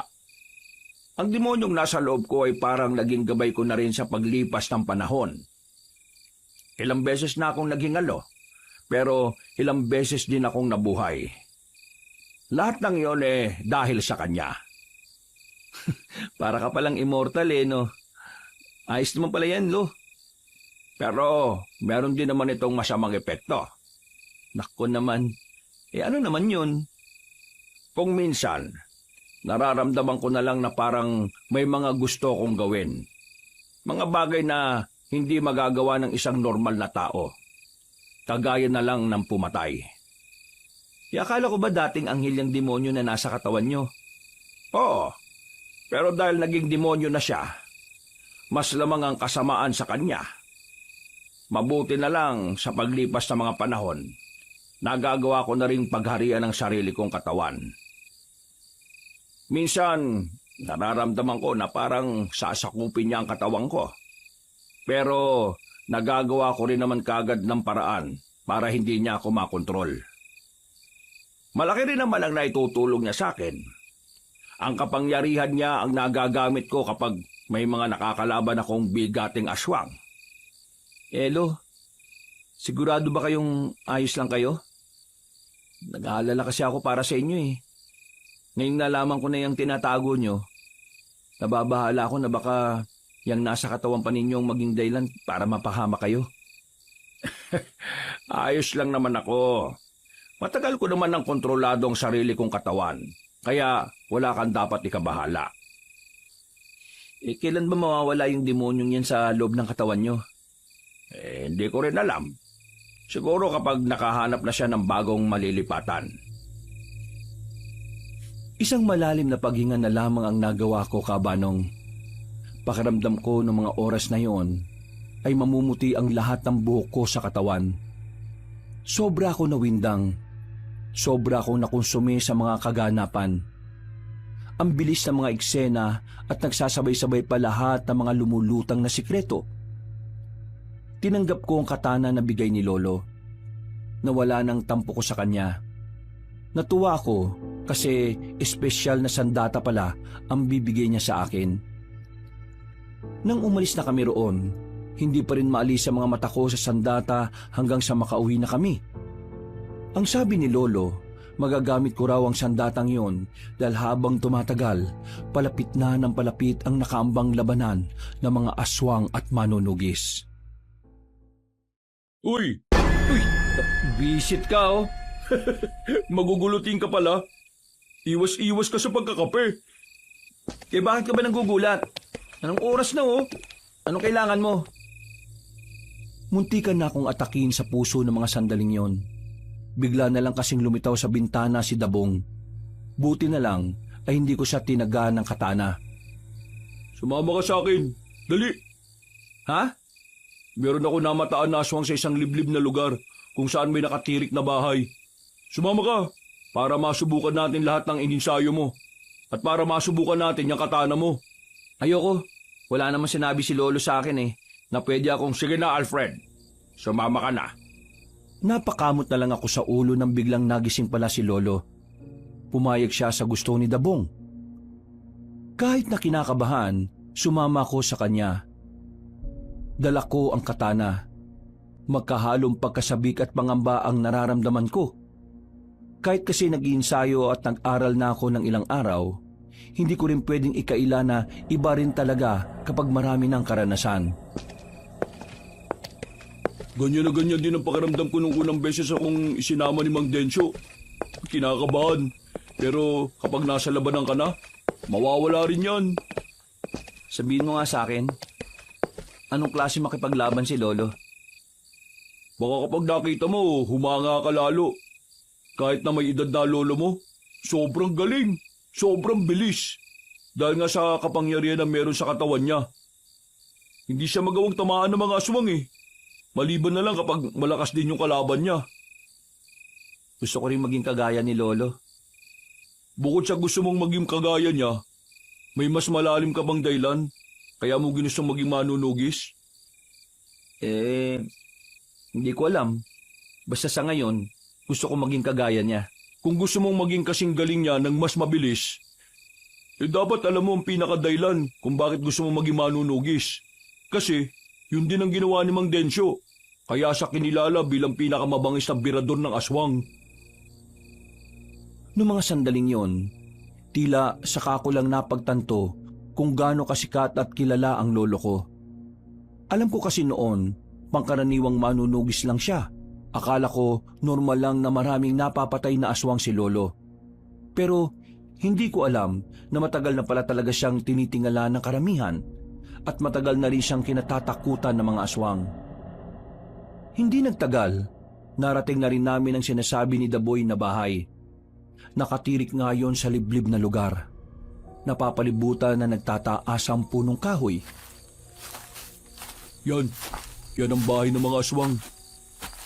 Sa nakarating na impormasyon sa akin, kasama sila sa samahan ni Sicario, yung pinuno ng mga aswang. Ang gagawin natin, may ititira tayong buhay sa kanila. Kahit isa lang. Pipilitin natin kumanta kung nasaan yung totoong kuta nila. Di ba, alam na natin yung kuta nila? Hindi ka talaga nakikinig ng maigi, no? Yung sinabi ni Aling Romana, isa lang yun sa mga kuta ng mga aswang. Hindi pa yun yung pinakalungga nila. Ay nako, ituon mo na nga atensyon mo sa gagawin natin. Huminga na ako ng malalim, Kabanong. Maigpit na ang hawak ko sa katana. Mga ilang sandali lang, pinangunahan ni Dabong ang paglapit sa bahay. Kaswal siyang kumatok sa pintuan, habang ako, nasa likuran lang niya, nagbabantay sa paligid. Tao po! May tao ba dyan? Makikitain lang po. Itong kasama ko kasi, may igit na sa brief niya. Tao po! Uy, pinagsasabi mo dyan. Mahis lang ha. Makisakay ka na lang. Sa ilang beses na katok na ginawa ni Dabong, ay bumukas na rin ang pintuan. Hindi pa man nagsasalita ang lalaki, tinaga na agad ni Dabong yun. Nakailag ang lalaki, sinarado ang pinto at kaming dalawa ay dumistansya kaagad. Buwang ka talaga yun, no? Kung pinalabas mo na muna sa bahay nila para mas madali mong tinamaan, di mas maganda. Wala na eh. Nangyari na. Move on ka agad. Sira ulo. Tingnan mo, oh. Pinalilibutan na tayo. Ilan ang mga yan? Huwag kang matakot. Malakas na sandata yung hawak mo eh. Hindi na ako nagsalita. Magkatalikuran na kami nung oras na yon. Maya-maya lang ay bigla na lang tumakbo si Dabong palapit sa mga aswang. Naiwan ako mag-isa sa gitna. Hindi ko alam ang gagawin ko nung una. Hanggang sa nakita ko na lang siyang nakikipagsabayan na. Nagkaroon na ako ng dahilan para kalabanin na rin ang mga aswang. Gusto kong patunayan sa kanya noon na malaki na ang pinagbago ko mula nung una niya akong nakilala. Visit kayo mga aswang kayo! Yan! Sige! Marami pa pala sila eh! Mukhang patibong lang yata itong ginawa natin, ah. Mas maganda nga yan eh, para mas lalo tayo magkaroon ng magandang laban. Buang! Huminga ako ng malalim at saka itinoon na lang ang atensyon sa mga aswang. Hinawakan ko ng maayos ang katana. Nang sabay-sabay na silang umatake, hinagupit ko ng malakas ang sandata ko. Hindi ko na namalayan na nakagawa pala ako ng isang malakas na hangin na nagmula sa katana. Bumulagta lahat ng mga aswang. Sumirit ang dugo sa katawan nila kahit na di naman dumampi ang talim ng sandata ko. Gagi! Angas! Ang lupit ah! Anong nangyari? Paano ko nagawa yun? Sabi ko naman sa'yo, di ba? Kakaiba't malakas talaga yung sandatang yan ni Mang Densyo. Ikaw na ang tagapagmana niyan. Anong gagawin natin ngayon? E di uwi na. Wala na tayo makakausap dito. Lahat pinatay mo eh. Napamali ko bang mamamatay silang lahat sa ginawa ko? O ngayon alam mo na talaga na hindi pangkaraniwan yung katana na yan. Kaya dapat aralin mo rin yan ha. Marami kang maliligtas na buhay dahil dyan. Oh, tulungan mo na lang ako. Anong gagawin? Ipapasok natin dun sa bahay itong mga bangkay ng aswang. Tapos sisilaban natin yung bahay na yan. Teka, parang brutal naman yata yun. Yan ang hindi dapat ugaliin. Ang maawa sa mga aswang. Alam mo, lahat ng aswang salot. Kaya dapat matigas ang puso mo sa kanila. Tara na. Sinunod ko na lang ang sinabi niya, Kabanong. Habang tumatagal, nagiging maganda na rin ang samahan namin ni Dabong. Nagiging kasundo ko na rin siya. Pero paminsan-minsan, nagtatalo pa rin naman kami. Nagdesisyon kaming umuwi na lang kagad sa Baryo Magdangal. Sabik na sabik akong ibinalita kay Lolo ang nagawa ko. Pero malayo pa lang, natatanaw ko na kagad na maraming tao sa harapan ng bahay namin. Hindi ko alam bakit bigla na lang akong kinabahan. Pakiramdam ko, merong masamang nangyari. Kaya naman dali-dali akong tumakbo palapit doon. Dinatnan ko ang katawang nakahandusay sa bakuran namin. Mga 6 sila. At nang tingnan ko mga muka, doon ko na napagtanto na mga aswang pala yun. Dali-dali akong pumasok sa loob ng bahay. Inabutan ko si Lolo na nilalagyan na ng benda ang kamay niya. Lo, anong nangyari? Ayun, may mga nagtangka sa buhay ko. Kaso, hindi nila alam na hindi nila ako kaya. Wala to, nasugatan lang ako ng kaunti. Ikaw lang mag-isa laban sa mga salot na yon? Bakit? Hindi ka makapaniwala. Huwag ka mag-alala. Ipapakita ko rin sa iyo sa susunod kung paano ako makipaglaban. Mang Densyo, sino maglilinis sa mga kalat mo sa labas? Tinawag ko na yung mga tropa. Hahakutin nila yung mga katawan sa labas at sa gubat na lang nila susunugin. Kayo, kumusta naman pala yung lakad nyo? Wala kaming napakanta eh. Pinatay ni Alfred lahat eh. Isang ganun niya lang oh. Wung! Patay! Hindi ko rin inaasahan na magagawa ko yun. Nagulat din ako, Lo. Kung ganon, magaling ang ginawa mo. Ikaw talaga ang karapat-dapat na gumamit niyan. Ano na mangyayari? Ano nang susunod nating gagawin? Maganda na kayo. Dahil bukas na bukas din, lalarga na tayo para puntahan ang isa sa mga kuta ng mga aswang. Mga ilang sandali lang, dumating na rin ang mga kukuha ng bangkay ng mga aswang. Nakapagpahinga na rin kami ng mga oras na yon. Habang nakasandal ako sa dingding, napatingin na lang ako sa tako sa gilid. Ang tako na palagi kong ginagamit sa bilyar. Mula kasi na maging manunugis na ako, hindi na ako nakakapaglaro. Para kasing wala na akong ibang iniisip kundi ang mga aswang. Kinabukasan ng umaga, inutusan ako ni Lolo na mamili ng mga prutas na pwedeng ibaon sa paglusob namin. Habang nasa palengke ako, hindi ko inaasahan ang babaeng nakita namin sa isang baryo. Si Rosal. Hindi ko alam kung ano ang ginagawa niya sa baryo namin. Basta nakita ko na lang na meron siyang daladala na kung ano. Hindi ko na sana papansinin pero bigla niya akong hinarang. Uy, di ba ikaw yung kasama ni Dabong? Ano naman? Dito ka ba nakatira?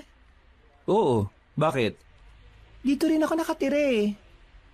Akala ko doon ka nakatira sa baryo kung saan ka namin nakita. Lumipat na kasi ako dito. Saan ka pala pupunta? Wala ka na ron. Ang sungit mo naman. Huwag mo kong kausapin. Hindi kita kilala. Hindi ba pwedeng maging magkaibigan tayo? Nagulat na lang ako nang bigla niya akong hawakan sa dibdib. Napatingin ako sa mga mata niya. Makahulugan ang tingin niya sa akin. Mabilis ang mga pangyayari, Kabanong. Naramdaman ko na lang na makalapat na ang labi namin. At para bang wala na akong pakialam sa paligid. Nung oras na yon, nawala na ako sa sarili ko. Naging sunod-sunuran ako sa kanya. Hawak niya ang kamay ko habang naglalakad kami. Saka lang ako natauhan ng may maapakan akong matulis. Nasugatan ng paa ko. Pagtingin ko sa paligid, nasa kagubatan na kami. Agad akong lumayo sa kanya. Nagtataka, nababahala. Sinuyod ko ng tingin ng paligid. Hindi pamilyar sa akin ang buong lugar. Kinuha ko ang sanga at tinutok sa kanya. Anong ginawa mo sa akin? Sino ka? Paano mo ako dinala rito nang hindi ko namamalayan? Ha? Ikaw ang sumama at pumilit sa akin na magpunta rito. Ang sabi mo sa akin may gagawin tayong dalawa na medyo bastos. Tumigil ka! Wala akong natatanda na may sinabi akong ganyan, ha? Totoo ang sinabi ko. Paano naman kita madadala rito nang hindi ka pumapayag? Hindi ko alam. Pero pakiramdam ko, meron kang ginawa sa akin na kakaiba. Kakaiba? Ano sinasabi mo? Hindi kita maintindihan. Ako na nga ang pumayag sa gusto mo tapos ngayon, parang ako pa yung may balak na masama sa'yo. Baka ikaw ang may gagawin sa akin. Tigilan mo ako, ha? Hindi mo ako maluloko. Kung si Dabong, oo, maluloko mo yun. Tanga yun Pero ako, managinip ka ng gising. Hindi kita niloloko. Totoo naman talaga ang sinasabi ko Hindi ka tao. Ha? Anong hindi tao? Mukha ba akong aso? Mas masahol ka pa sa aso. Aswang! Alfred, ayos ka lang ba? Yun mga naiisip mo, hindi na normal Paano mo nalaman ang pangalan ko? Ha? Sinabi sa akin Wala siyang sinasabi sa'yo. Ha? Meron Isa ka siguro sa mga pinadala ni Sicario para patayin ako, no? Napabaliw ka na yata. Hindi ko na pinatapos ang sasabihin niya nang hagupitin ko siya ng hawak kong sanga. Dahil matalim ang bandang dulo noon ay nasugatan ko siya sa muka. Dito ko na nakita kung papaanong nagbago ang reaksyon ng kanya muka. O di ba tama ako? Hindi ka tao? Isa kang aswang? Ginagawa ko lahat para walang masaktan ngayon. Pero ikaw ang nagtulak sa akin na gawin ito. O bakit? Tingin mo naman matatakot ako sa'yo? Oo, dapat ka matakot kasi wala kang dalang kahit na anong armas. Noong mga oras na yon kabanong ay saka ko lang napagtanto na ang tanging magagawa ko lang sa kanya noon ay sapakin siya sa muka. Hindi ko dala ang katana ko. Naalala ko na bibili lang pala sana ako sa palengke noon. Humigpit ang hawak ko sa sanga. Kahit na alam kong wala rin namang magagawa ang sanga na yon, hindi pa rin ako nagpakita ng kawalan ng pag-asa. Ano naman?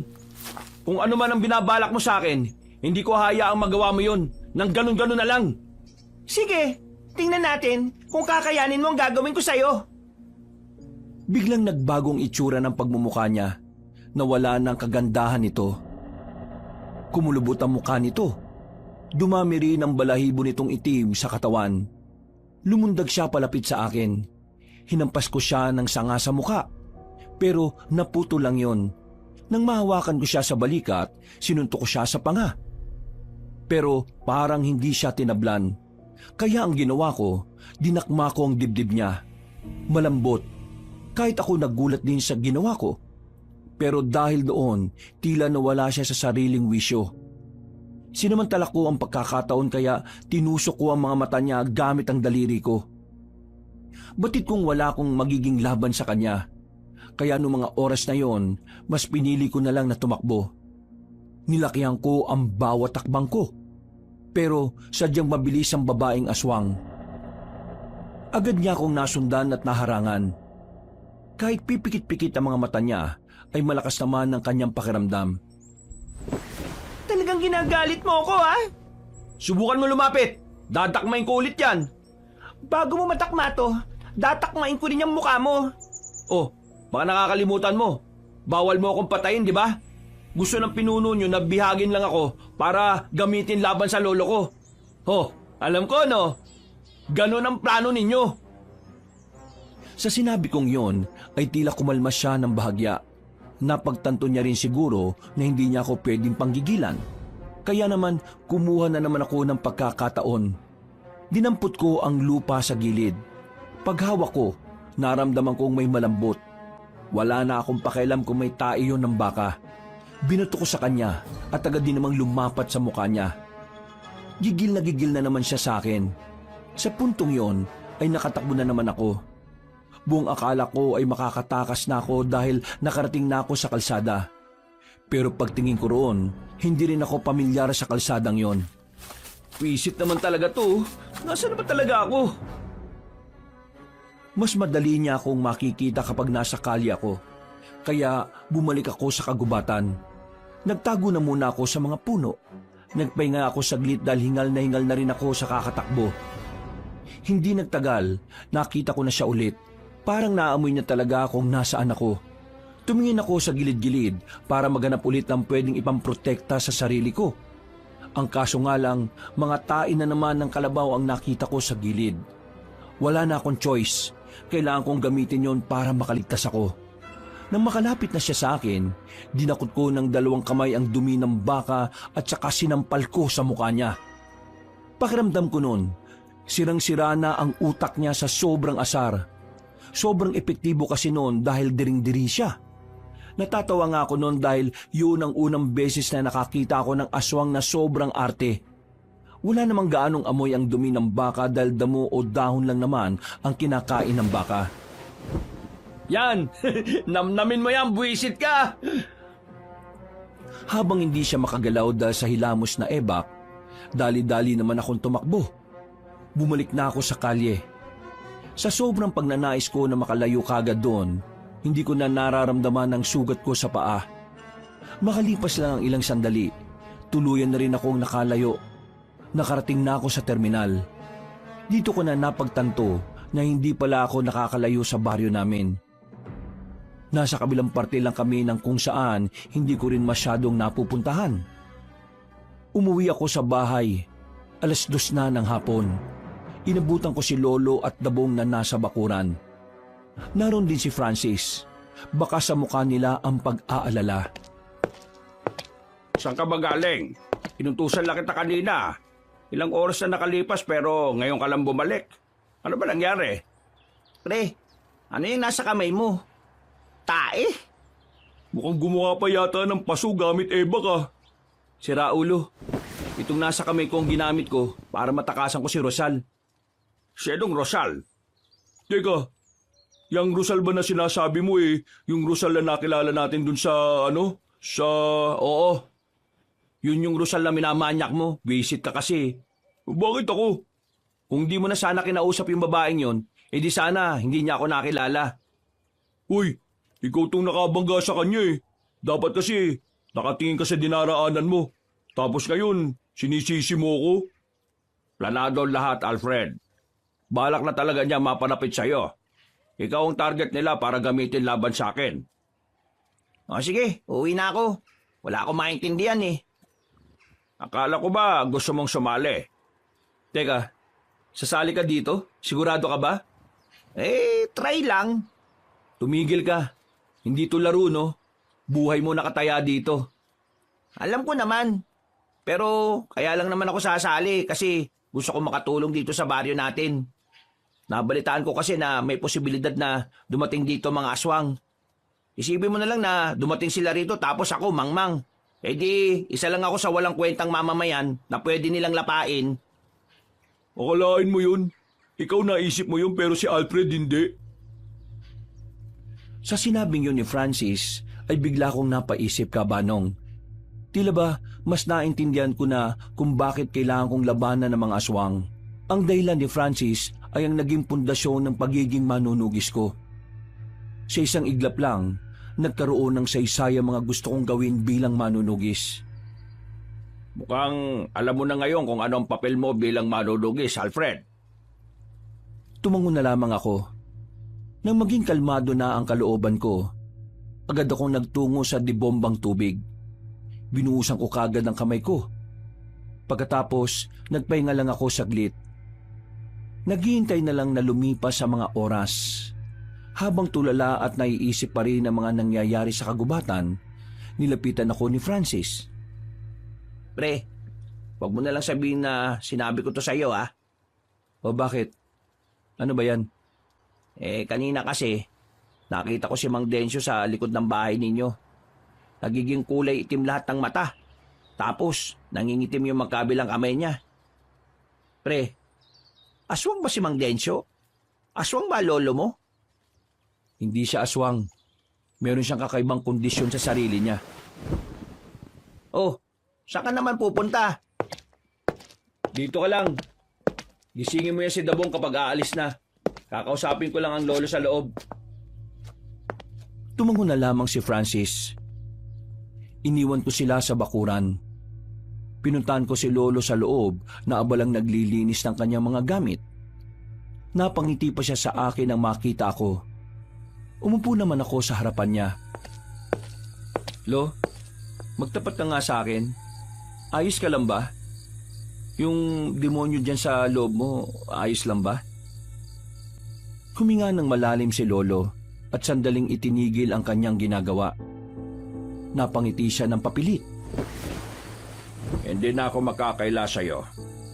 Sa totoo lang, nitong mga nakaraang araw ilang beses kong nararamdaman na parang gusto niyang ariin ang katawan ko. Kapag nangyari yon, siya na ang kukontrol sa akin. Lahat ng gusto niya, pwede na niyang gawin. Tingin ko kaya nangyayari to dahil tumatanda na rin ako. Humihina na ang katawan ko para pigilan ang paglabas niya. Wala ba talagang ibang paraan para makaalis siya sa katawan mo? Ang taging paraan lang para iwan niya ako, kailangan niyang makakita ng mas malakas na katawan.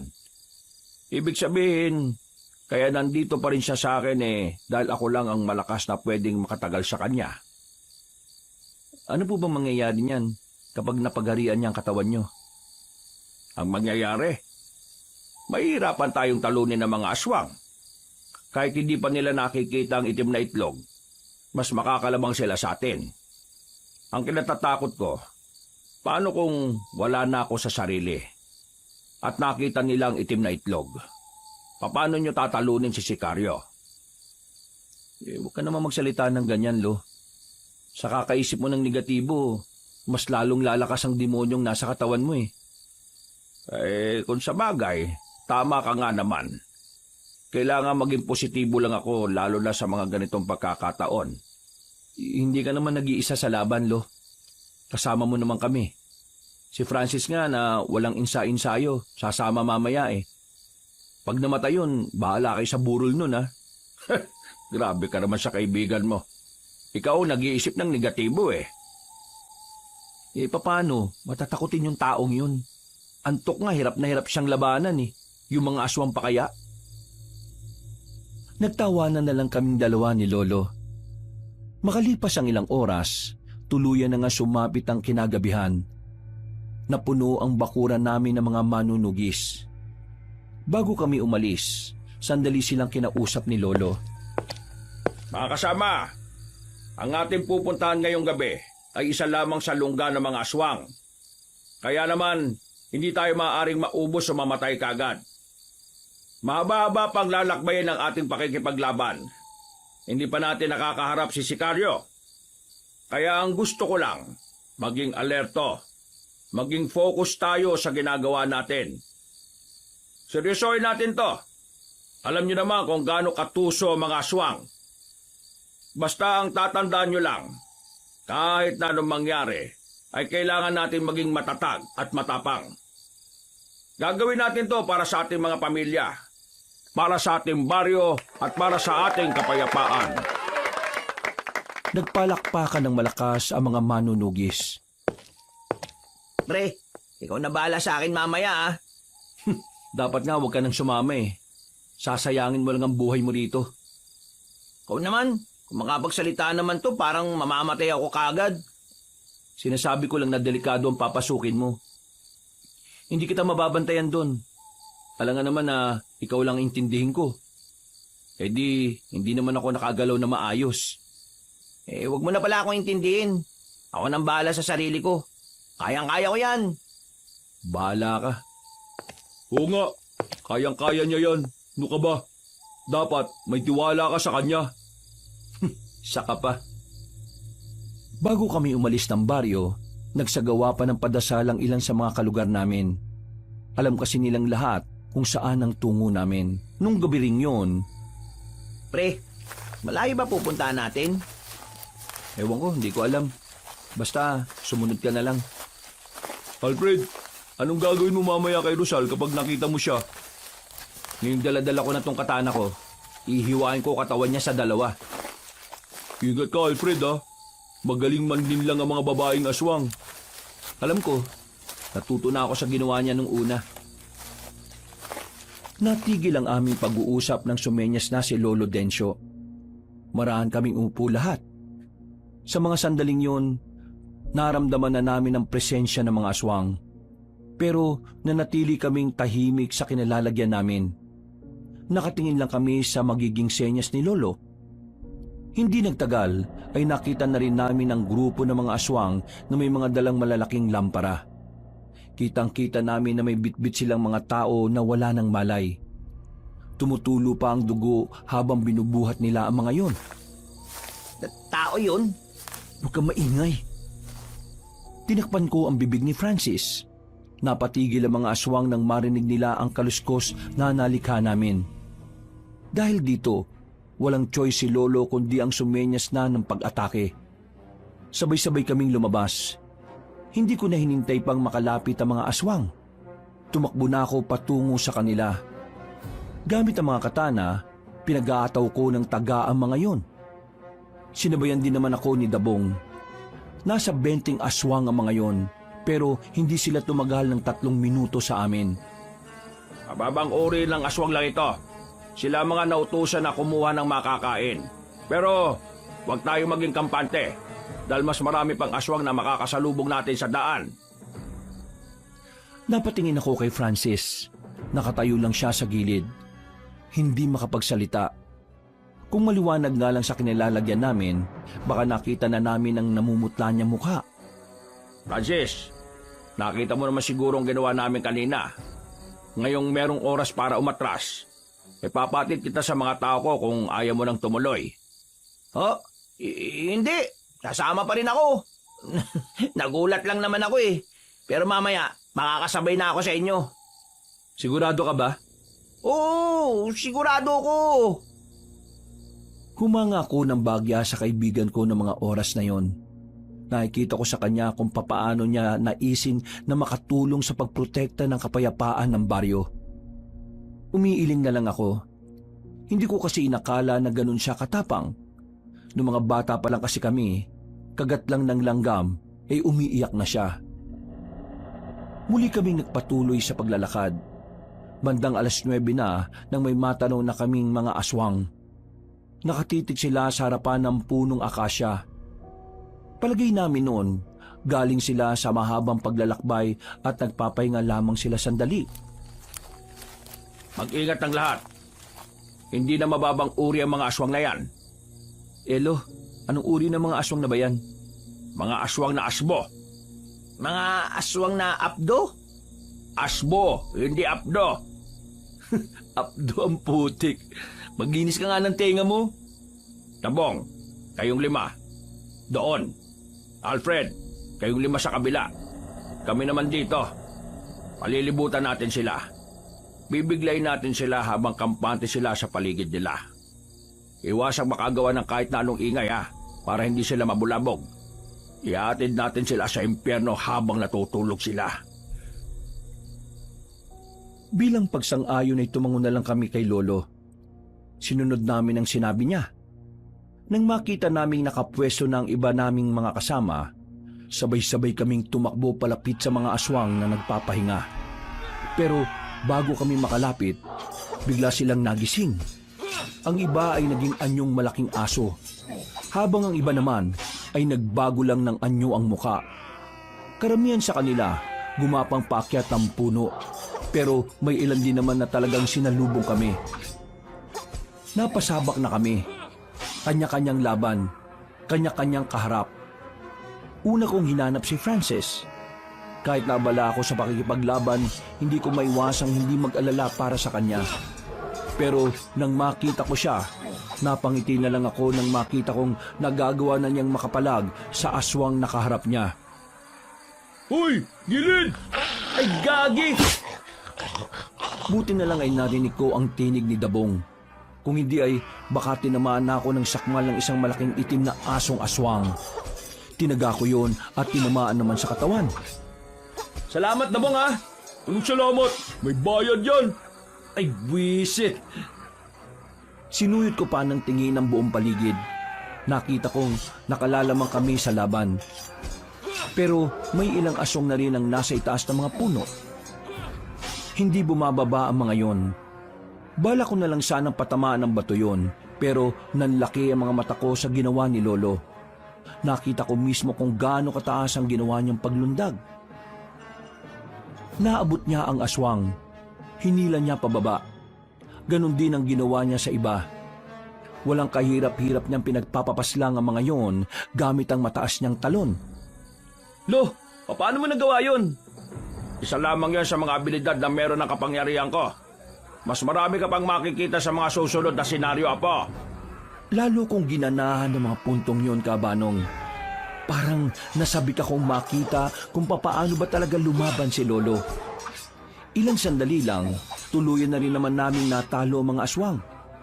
Pero may ilan sa kanila ang nagawang makatakas. Kagaya ng ginawa namin sa una, sinunog namin ang katawan ng mga aswang na yun. Pagkatapos ay nagpatuloy na kami na parabang walang nangyari. Bandang alauna na ng madaling araw nang marating na rin namin ang lungga ng mga aswang. Yari sa kawayan ng mga kabahayan doon. Meron pa silang malaking bandila sa bungad ng kanilang lugar. Nandito na tayo. Ito na ang lugar na sinasabi ni Romana. Mas maraming malalakas na aswang sa loob. Ramdam na ramdam ko kahit na nandito pa lang tayo. Mang Densyo, yung pinuno nila, nandyan ba? Hindi ko nararamdaman ang presensya niya. Pero meron akong nararamdaman na isang presensya na talagang nakakahigit sa kanila. Si Rosal, malakas ang kutob ko na siya ang namumuno dyan.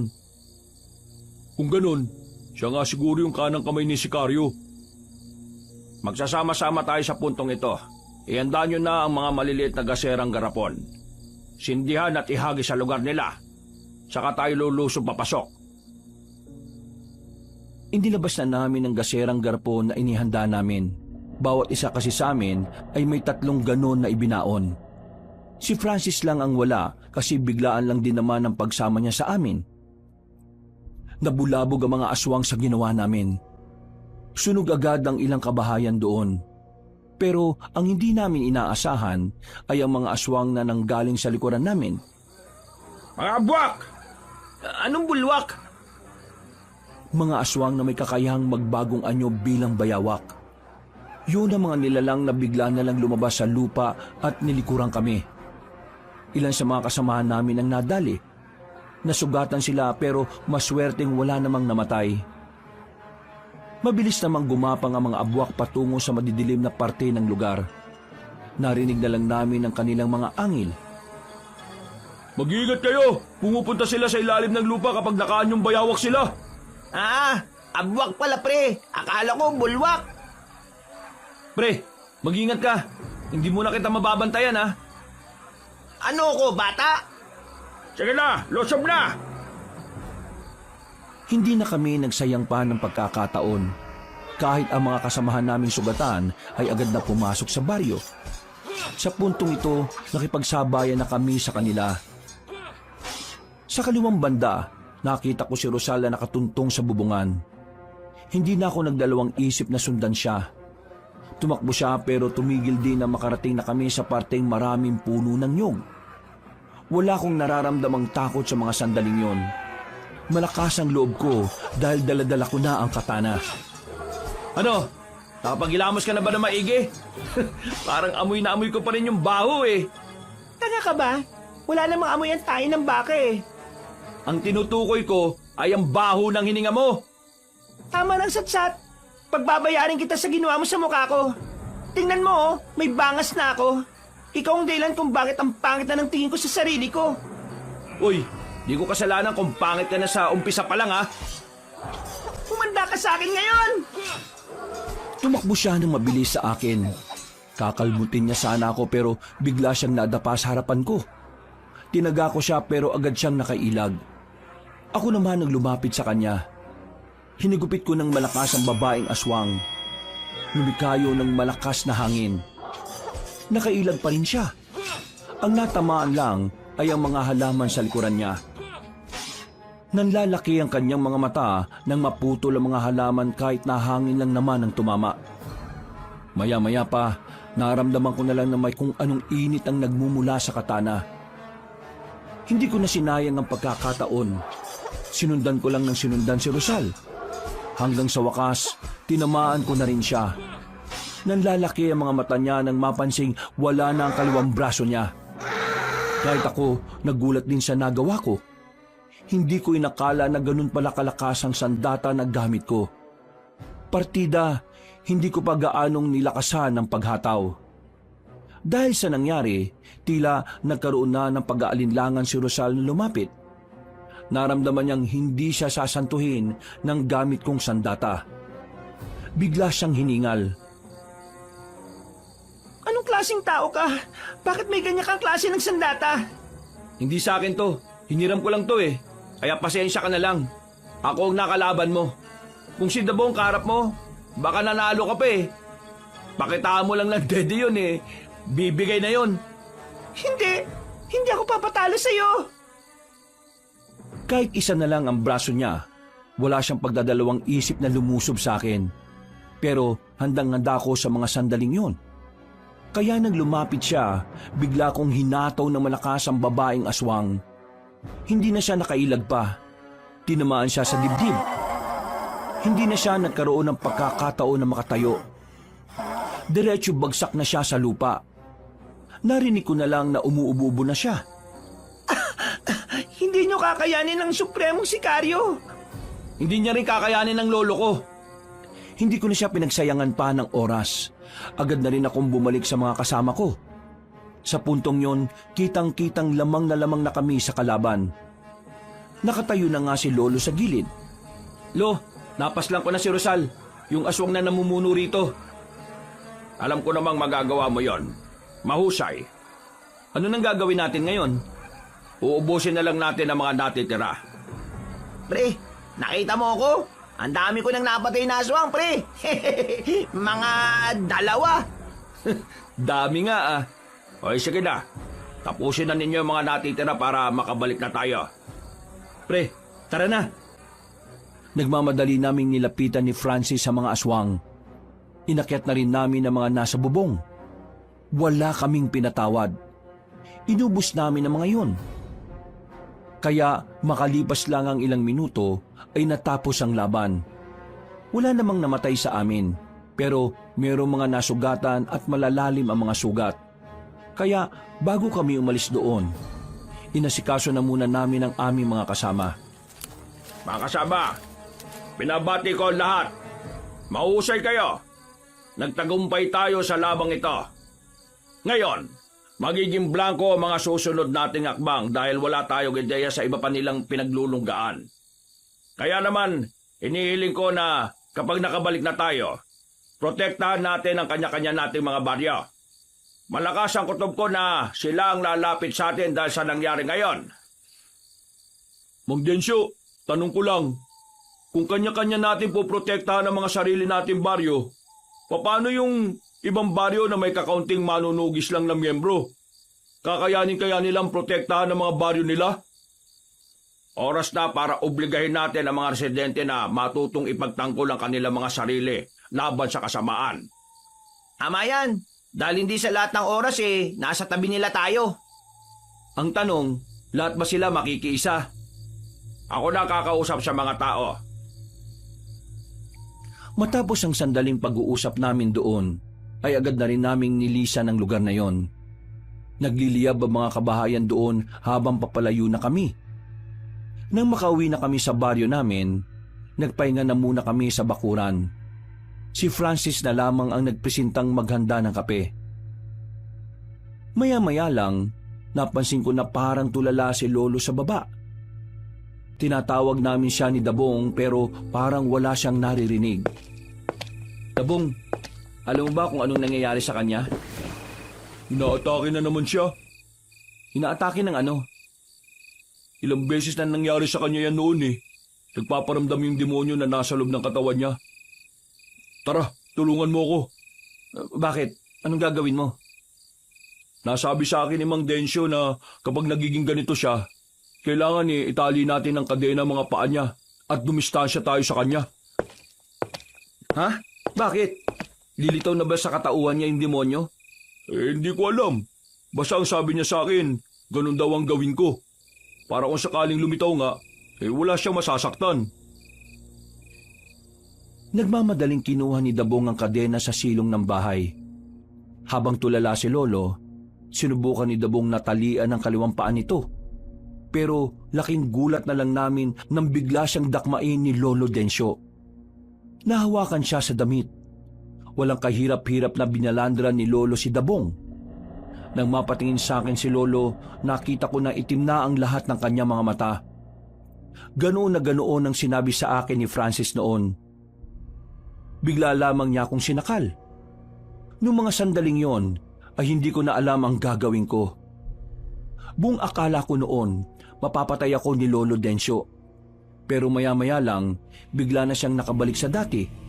Naging normal na rin ang kanyang mata. Binitiwan niya ako kagad nang makilala niya ako. Lo, ako to. Apo, Alfred! Napadistansya sa akin nang mapagtanto niya ang ginawa niya. Nakatingin siya sa magkabilang palad niya. Nanlalaki ang mga mata at tila nawiwindang. Paano ko nagawang pagtangka ng buhay ng apo ko? Lo, alam kong hindi ikaw yun. Kaya huwag niyong sisihin ang sarili niyo. Pero mga kamay ko ang ginamit. Munti ka na kitang mapatay. At si Dabong, ako rin ba ang gumawa dyan?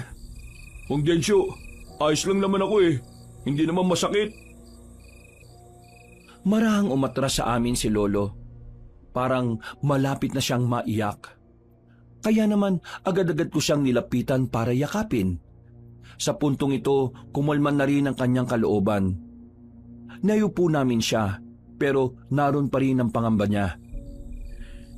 Tinangka na naman niyang ariin ang katawan ko. Pero buti na lang at alam ko kung paano makabalik. Delikado ito. Kailangan bago maghari ang demonyo sa katawan ko matalo na natin ang mga aswang.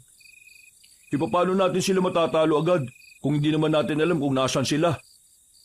At kung maghihintay lang naman tayo rito, hindi naman natin alam kung kailan. Magpapakalat na agad ako ng mga tao bukas. Papahanap ko kung nasaan ang lungga ng mga yan. Kailangan na natin makaharap si Sicario. Hindi ko alam kung ano mangyayari sa oras na nakontrol na ako ng demonyo. Napapalunok na lang ng laway ang lolo ko. Kitang-kita ko sa mukha niya ang labis na kaba at pagkabahala. Kaya naman, noong mga sandaling yon, ay hinawakan ko ang kamay ng lolo ko. Pinalakas ko ang loob niya. Sinabi ko na sa kanya na kahit na anong mangyari, hinding-hindi namin siya pababayaan. Lumipas naman ang gabing yon nang maayos naman ang naging kalooban ni Lolo. Gumaan naman ang pakiramdam niya. Kinabukasan ng umaga, maaga kaming nagising lahat. Isang balita agad ang dumating sa amin mula sa ibang grupo ng mga manunugis. Lumapit kay Lolong pinuno ng mga yon. Umiiyak. Ang sabi nila, nalagas ang buong bilang nila nang lusubin sila ng isang baryo ng mga aswang. Nagkakatinginan kaming lahat. Ang umagang yon ang hudyat na kailangan na naming kumilos. Gumawa agad si Lolo ng magandang plano. Pagdating ng tanghali, handa na rin kaming lahat. Kaya naman wala na kaming sinayang na pagkakataon. Kailangan na nating unahan ng mga aswang. Hindi sila maaaring makalapit sa mga baryo. Tayo ang lalapit sa kanila. Iandaan niyo mga sarili ninyo. Dahil ngayong araw, mas malalagay ang mga sarili natin sa panganib.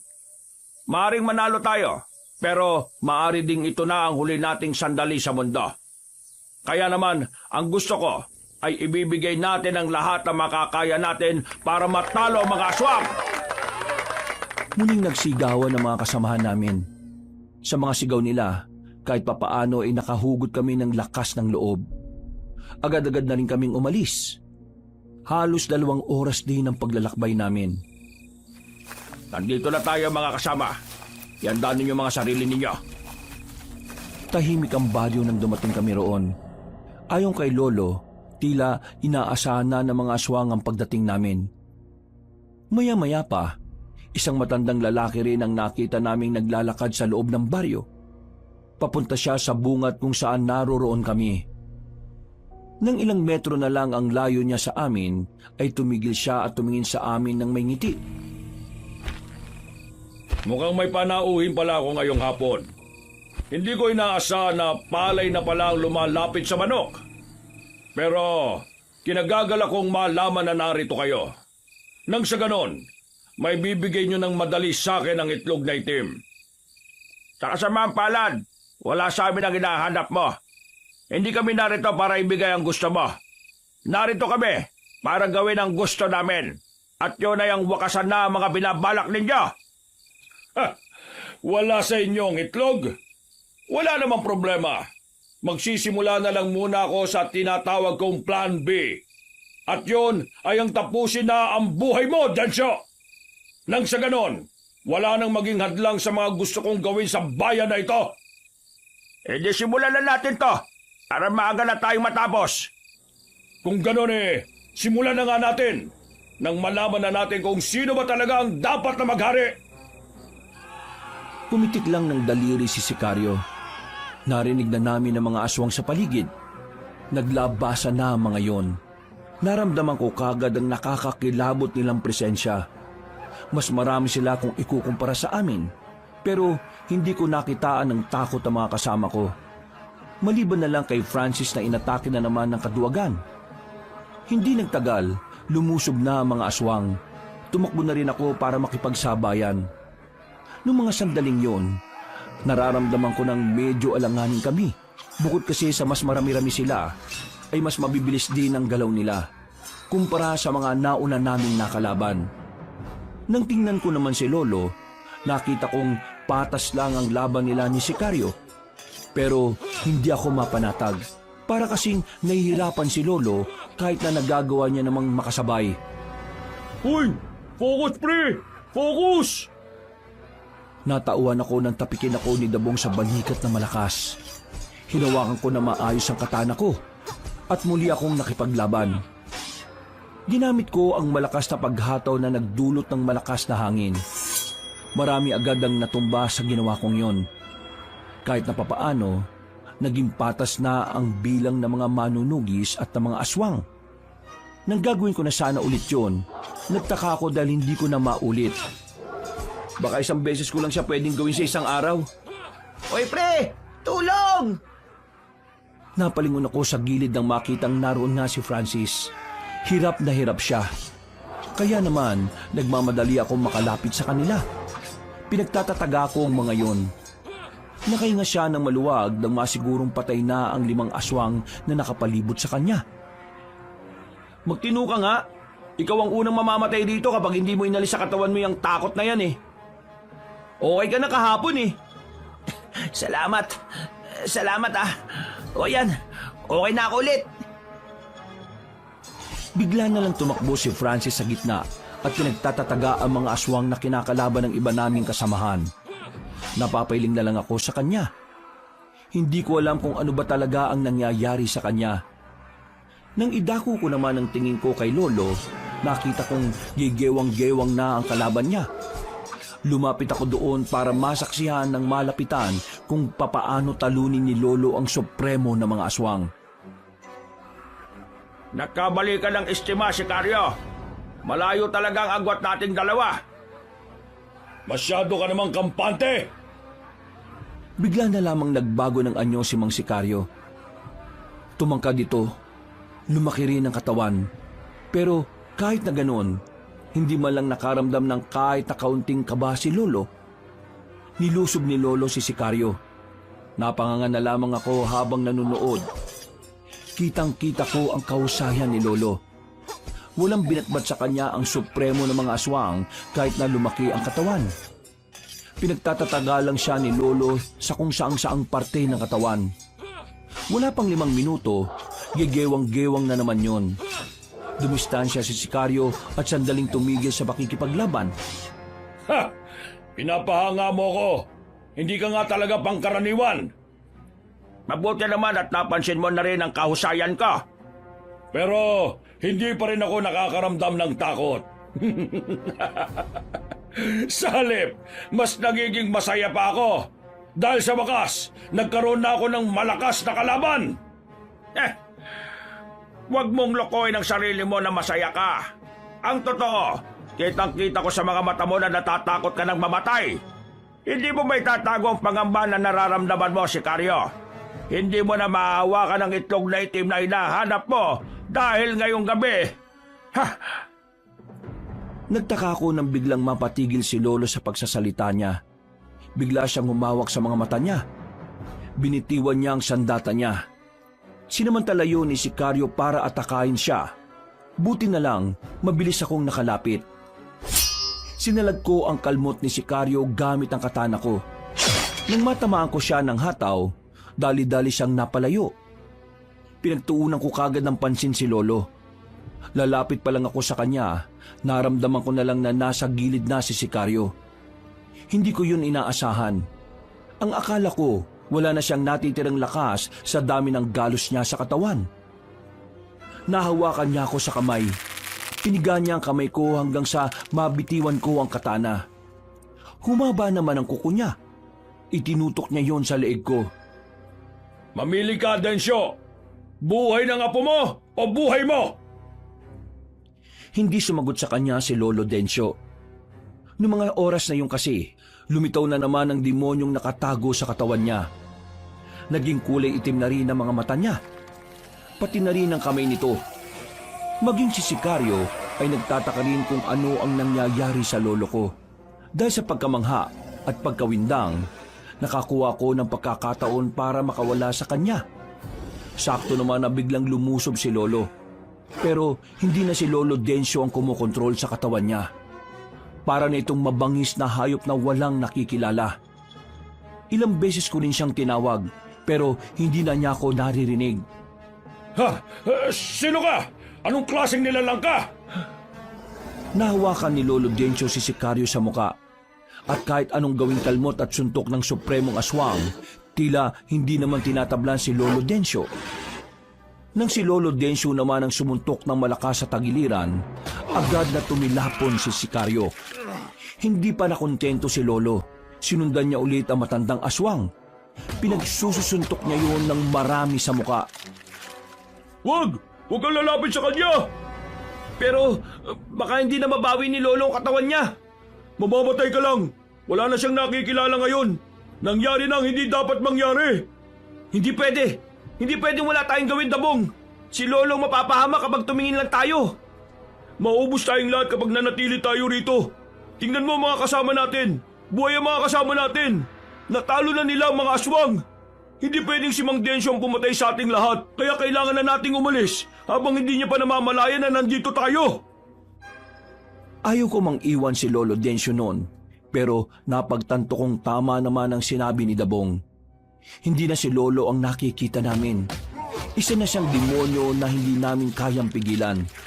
Palis na sana kami nang biglang tumigil si Lolo sa pagsuntok niya sa walang buhay na si Sikaryo. Lumingon siya sa amin. Parang sa tingin niya palang na yon, kami na ang isusunod niya. Nagtindigan na ang mga balahibo ko. Lalo na nang makita naming naglalakad na siya sa aming direksyon. Mga kasama, tumakbo na kayo! Ako nang bahala rito! Ano pinagsasabi mo? Mamamatay ka nga eh. Hayaan mo na ako. Lolo ko naman siya eh. Baka kapag narinig niya ng paulit-ulit ang boses ko, makabalik siya sa dati. Bakit hindi mo? Sige na kasi! Dali na! Umalis na kayo!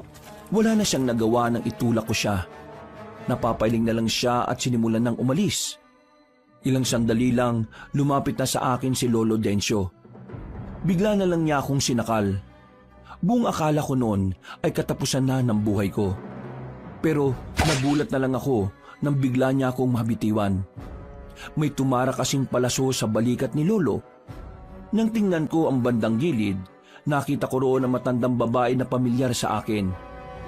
Nakakadiri mang sabihin, siya ang matandang babae na nagnakaw ng una kong halik. Pasensya na at nahuli ang dating ng mga bata ko. Aling Romana? Huwag kang mag-alala, baby boy. Walang mangyayaring masama sa lolo mo. Ang pinangtira ko sa kanyang palaso ay sagrado. Aalisin ng palaso na yan ang lahat ng negatibong elemento na nasa katawan ng tao. Kabilang na riyan ay ang demonyong namamalagi sa katawan ni Densyo.